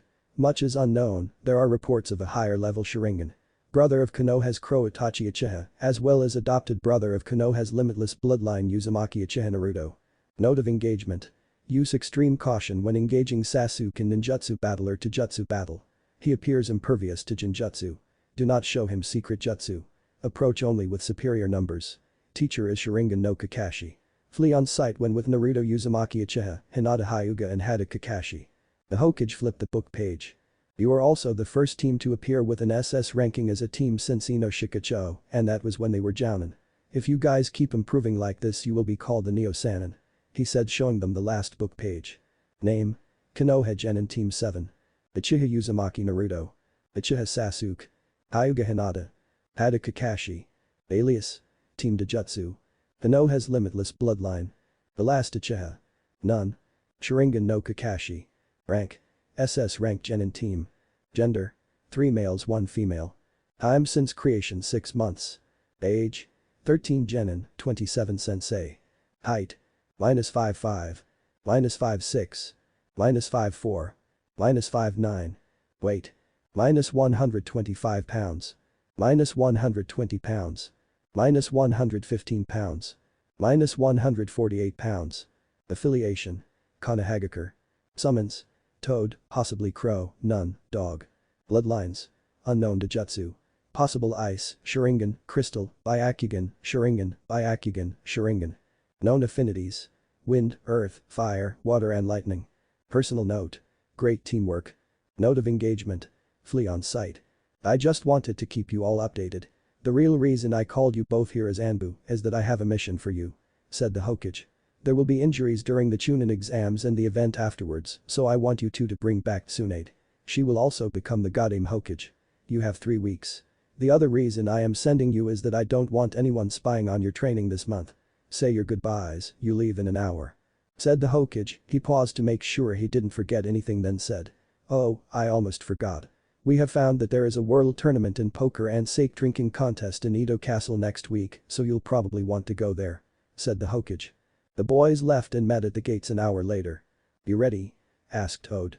They would wear the mask till they were a good way away from the village. Yes, said Hawk.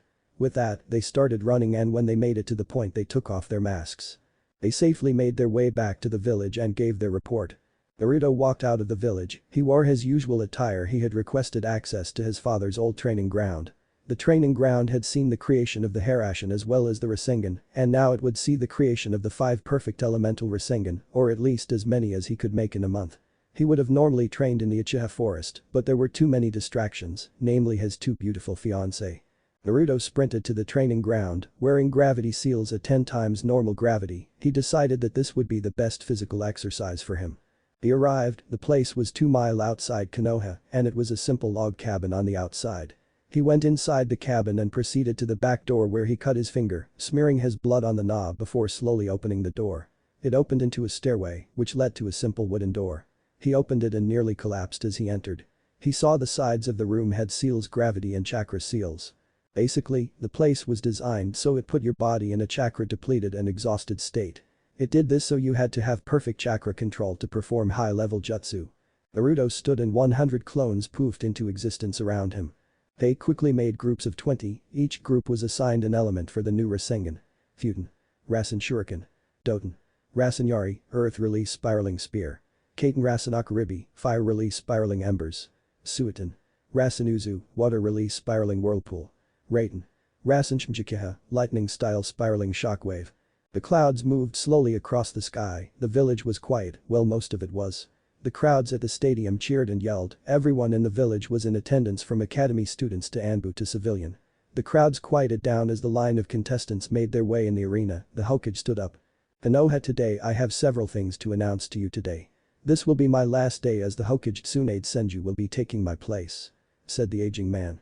The announcement was met with the cheers of civilians and ninja. They were sad that the Kami no Shinobi was stepping down, but who better to replace him than the granddaughter of the Shodaime.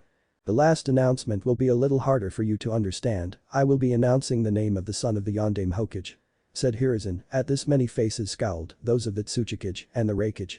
Also many people smiled. The Yondaime Kazekage, who was a friend of the fourth, and also the Fire Lord who was happy to shoe his nation, was more powerful than the rest. The son of the Yondaime is Namikaze Uzumaki Naruto. The Tsuchikages glared deep, and that boy was already in his bingo book for killing his elimination squad team. Unfortunately, he would have to wait for the invasion to kill the boy. Well, that is all for now, you may begin, Hade, said the Hokage, quieting the booing cheering crowd. Most of the booing was civilian, and most of the cheering was from ninja. Thank you, Hokage-sama. Since all the competitors are here, we will begin the Chunin exams. Now will all the competitors other than Naruto and Kuretsuchi please leave the arena? Said Hade.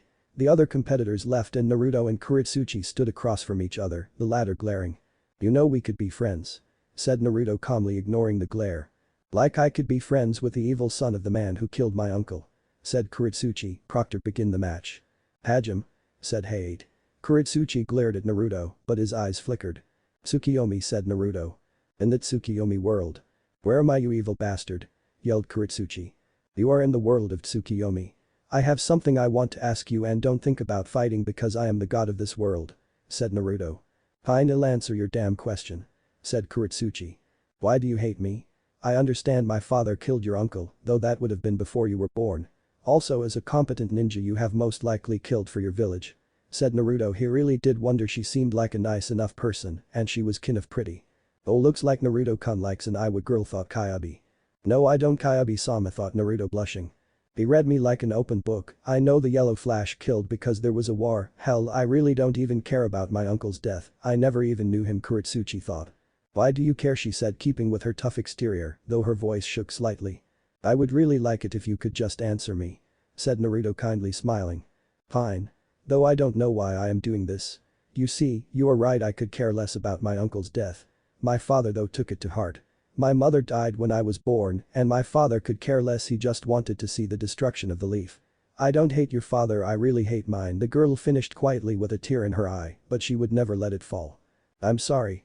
I know we can't really understand each other's pain, but I think we can help make each other's pain go away. So how about we go out on a date? Said Naruto.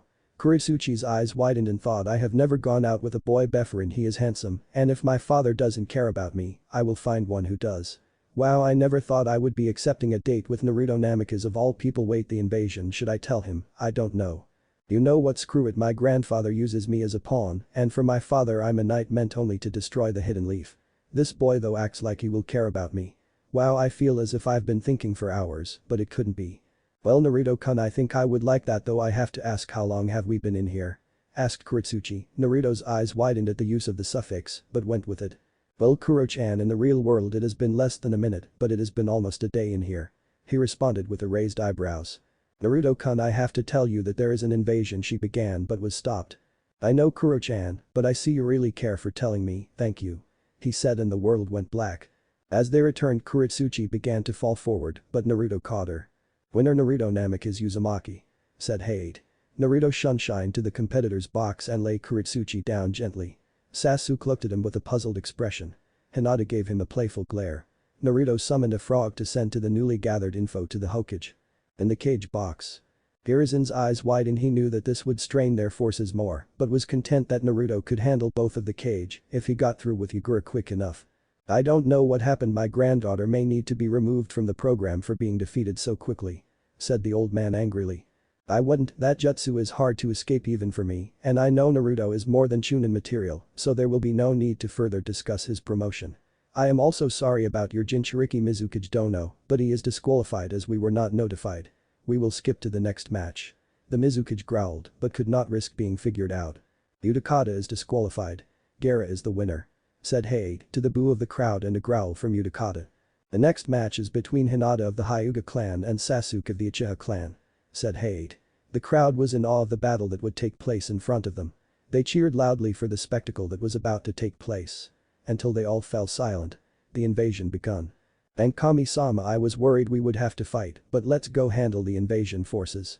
Hinata said and they both went to do their duty. Cage box. Everyone was gone from the cage box except 5. The fire, lightning, stone and water shadows stood with another. The snake Sanin. Well Raikage, I am sorry to involve you in this dispute, but look at this as a step into that alliance we were speaking about. Though I ask you to protect the stadium. The Sandame said. The Raikage fed and disappeared. Suddenly a barrier was raised. Ukyaku-sensei, there is no way you can take all 3 of us, and this barrier will keep away whatever help you thought you had. Said the chuckling snake Sanin. So you thought, the Hokage said as he threw a kunai with 3 prongs. The Tsuchikage and Orochimaru looked like they saw a ghost. Naruto appeared and before he could said anything else activated his eyes and looked at Yagura. Demonic released Demonic capturing Naruto said. Yagura Furs screamed in pain as the Asobo appeared paralyzed. Who are you and who told you of this jutsu, mortal? The Asobo asked. Asobo-sama, Kyabi told me of it. I am Her Jinchuriki. I am sorry for this Asobo-sama, I must seal you again, but I will talk to you still, I will seal you into the Shade Mizukage's blade. See you later Asobo-sama. Glass 11 trigram seal. Naruto said finally sticking out his blade. Asobo and Yagura vanished. The others on the roof were shocked as the blade changed. It became covered in a gray and purple seal matrix. It now radiated a gray aura. So your eyes let you seal it demon, big whoop you can't seal me, and I doubt you can defeat me. Said the Tsuchikage.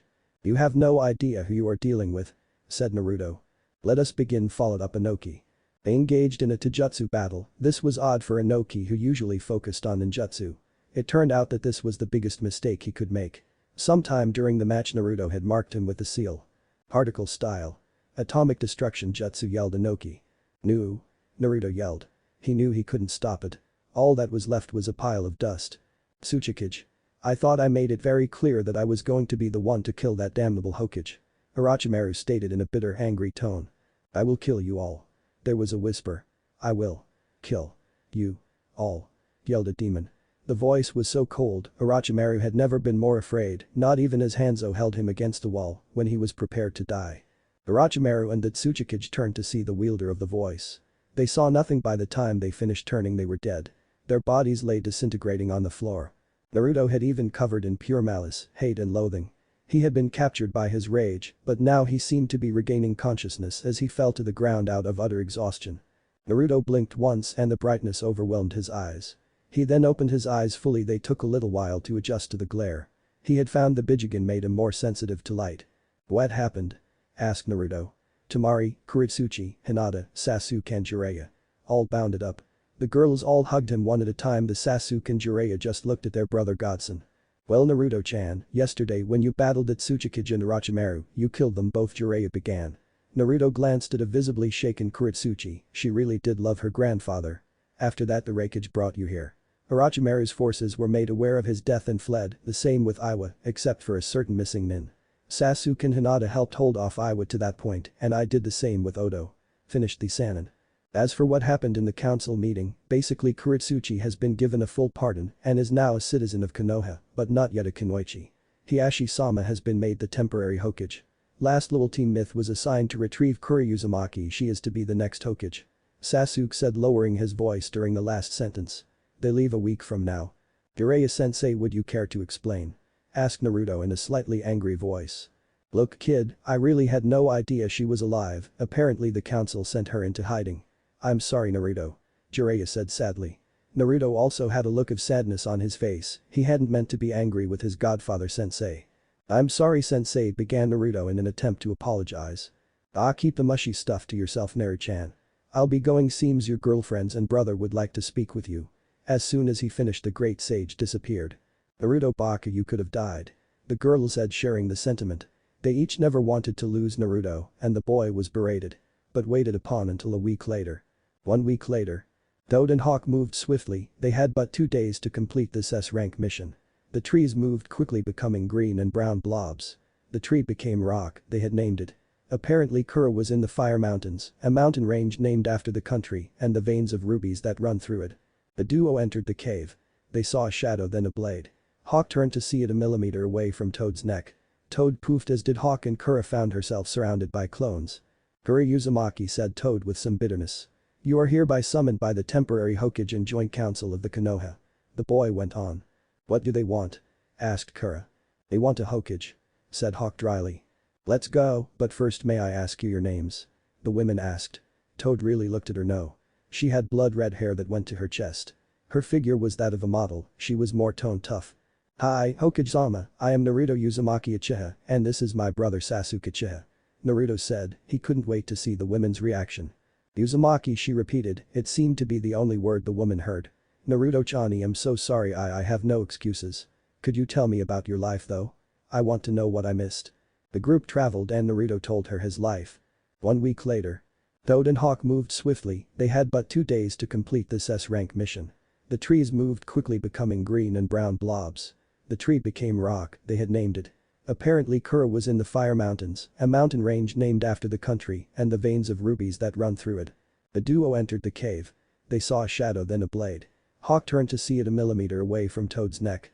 Toad poofed as did Hawk and Kura found herself surrounded by clones. Hurry, Uzumaki, said Toad with some bitterness. You are hereby summoned by the temporary Hokage and Joint Council of the Konoha. The boy went on. What do they want? Asked Kura. They want a Hokage, said Hawk dryly. Let's go, but first may I ask you your names? The women asked. Toad really looked at her. No. She had blood red hair that went to her chest. Her figure was that of a model, she was more toned tough. Hi, Hokage-sama, I am Naruto Uzumaki Uchiha, and this is my brother Sasuke Uchiha. Naruto said, he couldn't wait to see the women's reaction. Uzumaki, she repeated, it seemed to be the only word the woman heard. Naruto-chan, I'm so sorry, I have no excuses. Could you tell me about your life though? I want to know what I missed. The group traveled and Naruto told her his life. Present. The group now walked. They were close enough to the village and didn't want to rush in. The Uzumaki women had been given a detailed explanation of the two boys' life and was satisfied, though she hoped she would be able to form some sort of a familial bond with him eventually, but she wouldn't push him. She was now in what could be called Hokage mode and was solely focused on the invasion. Sasuke, could you tell me everything you have heard about the events of the invasion? The women questioned, she really wanted to know the state of her charge. Well. There were three main fronts or battles during the invasion, the one with Iwa in the walls of the village and the one with Odo in the center of the village. The other main fight was between Naruto, Raikage and Tsurutobi Ojisan. They battled with the Tsuchikage, Mizukage and the traitor Orochimaru. The boy finished. Flashback. Walls of Konoha. Sasuke donned his hawk mask and Hinata had been given a mouse mask just for the invasion. They approached the battlefield, the fight had not yet begun. Jiraiya had decided to switch with Hinata. The designated leader of the forces for the Aburam, Inuzuka, and the clan-less shinobi each turned. I am Hawk and this is Mouse, we are the designated leaders of this battlefield. Here is the plan. The Inuzuka clan with 75% of the clan-less shinobi will create a battle line. Then 25% of the clan-less shinobi will stand 20 yards from that line and stop anyone from crossing. The boy began entering Anbu mode. Aburam-san, at what percent does your bug remove chakra and how many bugs as a percent of your hive do you need to fight with? The boy asked. He now saw the Iwa shinobi 200 yards out, the others had set up the line in the fallback line, under Hinata's guidance. We drain chakra at a rate of 1 kilochaks per minute with 1 bugs and need 60% of our bugs to fight well. The Aburam replied. Average Jounin has like 3000 to 5000 kilochaks, Chunin 750-1500, Genin 100 to 300, Academy student 75 to 175, Civilian 45 to 75, Cage 20,000 to 30,000, Jinchuriki 25,000 to 65,000, normally, with Jinchuriki state more like 40,000 to 100,000. Cage Bunshin takes like 350 kilochaks. Okay, then I want you to cover as many people as possible, try to get like 10 bugs at least on a person, but do not use more than 25% of your hive for this. You will be 20 feet from the fallback line and our last defense before the village. Fight well. Hawk and Mouse broke the line and went into the enemy turf Aka, the forest of Konoha.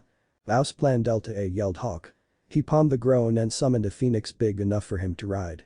Hinata summoned 3 shadow clones and got into the Jukin stance. Water style. 32 palm pulse. Said Hinata as she held her palms on the tree and focused on the jutsu. If you had a Byakugan you could see that the trees of Konoha had an intertwined system of roots. The jutsu pushed all the water in the trees to right below the surface, making it so the tree could not be burned. Sasuke now rode the phoenix right above the tree line. The Iwa soldiers were now in the forest marching toward the battle line. Some wore rock armor, others did not. Fire style. Flames of the heaven was what the Iwa shinobi heard, but they heard it not from Sasuke, but from the phoenix. Wind style. Flooded current, said Sasuke. All of the wind currents in the forest were suddenly gusting above 30 miles an hour. The flames of the phoenix light the wind and the forest was ablaze without a single tree catching fire. The Iwa shinobi who did not have rock armor on died from the heat and the flames that soaked their lungs. The others advanced. The Konoha shinobi could be heard there was a jutsu war going on. Iwa shinobi would yell earth style. Rock wall, earth style. Wall, and there were even some water and fire style jutsu thrown in. The Konoha shinobi responded with the Tsuga, fire style. Fireball. There was also an assortment of other fire and lightning jutsu. The Genin and Taijutsu specialist were also fighting between the ninjutsu blasts. Flashback. The death of the Tsuchikage. Naruto saw the obliteration of the man he called his grandfather. A shot to the back of someone you weren't finding. Naruto knew that being a ninja did not involve honor, but killing someone with their back turned was something you didn't do in an S-class battle. Most people heard the wrath of the demon. Naruto had gone to cry, he willingly gave power to Kyuubi. He trusted her. This trust unlocked the next stage of the Bijigen, the power to create. His eyes no longer had a complex pattern. His eye when activated was now black, not the pupil but the entire eye black. On the inside was an orange pattern of layered diagonal lines overlapping.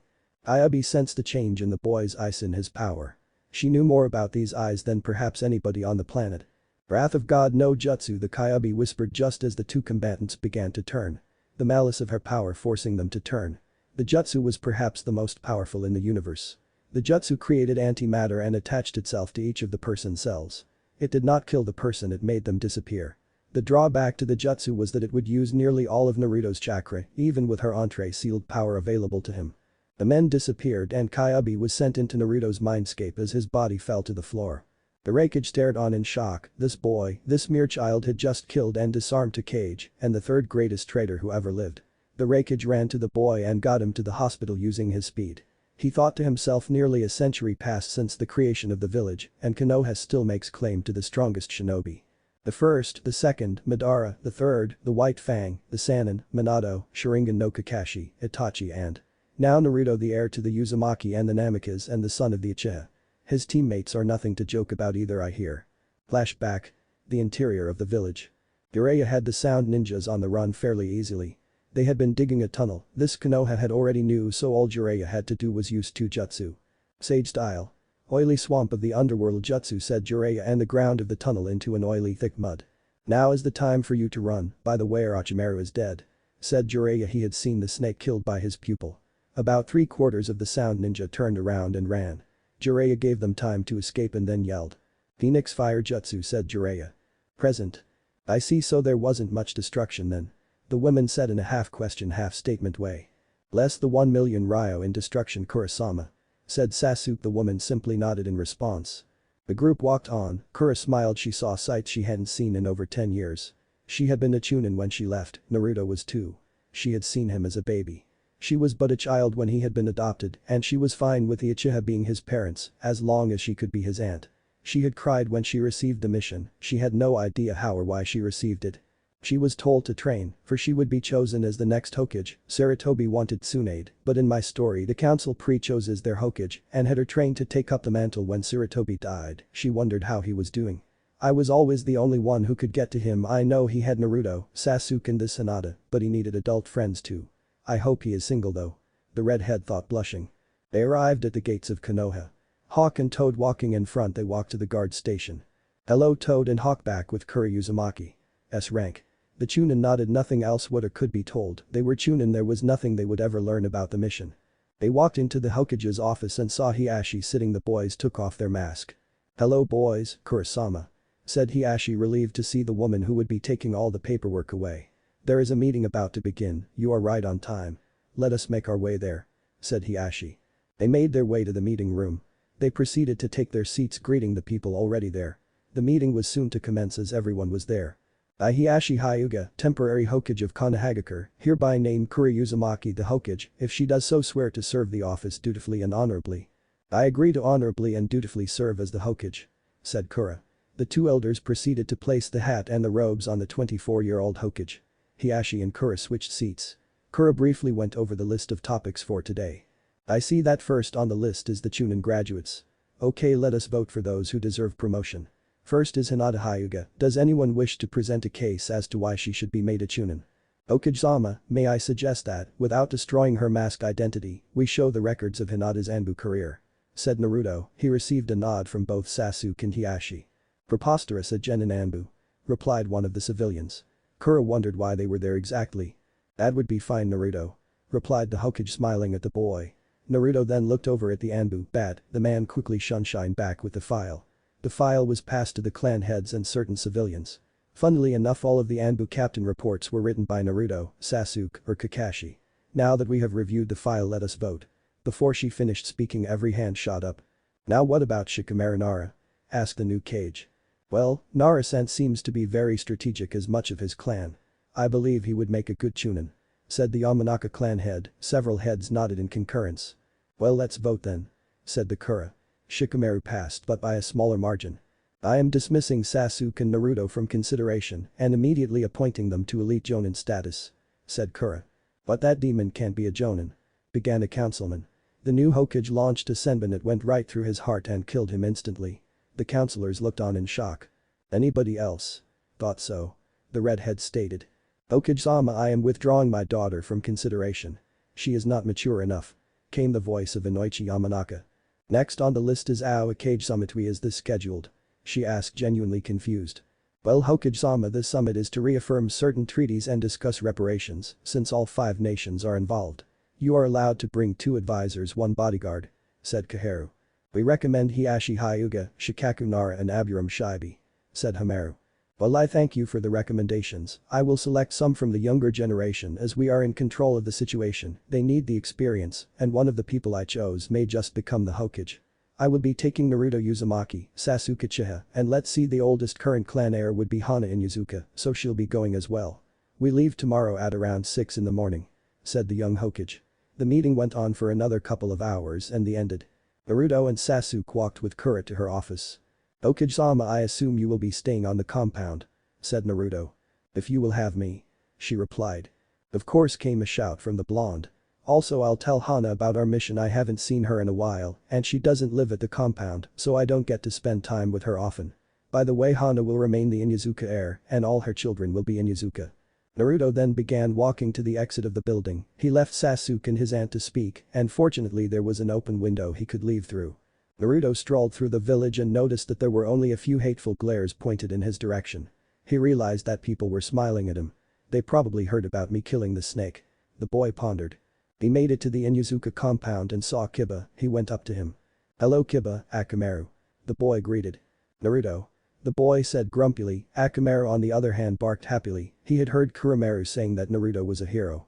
Look Kiba, I know me dating your sister is a problem for you, but she is very important to me and I would kill 1000 S-class shinobi and give my life before anybody could harm her, said Naruto, unaware that Hana was behind him. The girl walked up behind him and kissed him on the cheek. She smiled. Kiba, we talked about this, said Hana. I know. Fine, but if anything happens or if you hurt her I will kill you, the boy said. Naruto nodded and then followed Hana to her room. They got there and they both sat on the bed facing each other. The Hamaru were on the floor sleeping. To what do I owe a visit from the Leaf's 3rd greatest hero? Asked Hana playfully as Naruto stroked her hair. What a hero can't visit his princess? Asked Naruto in an equally playful way. Hana leaned forward and gave him a peck on the cheek. Hana and Naruto went on a date during the month and will go on another soon. Well, why are you really here? The girl asked. We have a mission to escort the Hokage, said Naruto. He then created a cage bunshin. The clone jumped out the window. He then proceeded to make out with Hana. Naruto's clone made it home. He was met at the door by an angry Temari. You disappear for 2 days, you left the hospital without telling us, and then you don't even let us know when you get back in the village. Hinata was almost in tears when you left without telling us, you inconsiderate jerk. She screamed and slapped Naruto. He poofed out of existence. Inside she thought, I can't stay angry at Naruto-kun, he just doesn't realize how much we all care about him, but he is going to pay for this one, literally. I think Kuretsuchi-chan needs some new Konoha attire. Back with Naruto. Naruto jerked away from Hana's lips abruptly, much to the female teen's displeasure. Naruto frowned as he received the memory. Hinata, cried he, though sadly, I think I'll take all of them to diner as soon as we get back. Hana-chan, the other girl seemed slightly upset at my absence. I have to go, and I'll see you tomorrow. Love you. The boy said, kissing her one last time. He then proceeded to jump out of Hana's window. Hana just smiled and shook her head. Naruto first ran to the Yamanaka flower shop. He saw Ino at the register. Hello Ino-san, I need a mix of 3 dozen flowers that say I'm sorry and I love you, said Naruto. What did you do, Naruto? Asked Ino. She wondered what could make the boy so afraid of his girlfriends. I left the hospital and went straight on a mission and didn't say goodbye before I left. Naruto said the last part quietly and scratched the back of his head, grinning. Ubaka, replied Ino at the boy's careless mistake. Ino wondered why boys were so stupid. Okay, here is my sincere apology kit, said Ino. It'll be 3750 Ryo. The girl said as she smiled at her work. It was the best apology kit. The contents included 3 dozen red and white roses, 3 pints of chocolate brownie ice cream and chocolate strawberries. Thank you Ino-san, he said as they exchanged. Naruto waved goodbye and made his way home. He opened the door and saw his aunt in the kitchen and his girlfriends that lived with him currently in the house. Temari, Kuretsuchi and Hinata glared daggers at him. He gulped and got on his knees. I am so sorry, I love all of you, it was a giant mistake, please take the gifts, said Naruto. The girls looked at the boy, then they smiled. None of them could stay mad at the young boy. Naruto-kun, think I speak for all of when I say we forgive ya, but know that you will be taking us out for dinner when you get back. said Hinata as Temari and Kuretsuchi smile in support. Naruto, the girls and the Hokage all sat down, had dinner and went to sleep. Konoha Gate 6 a.m.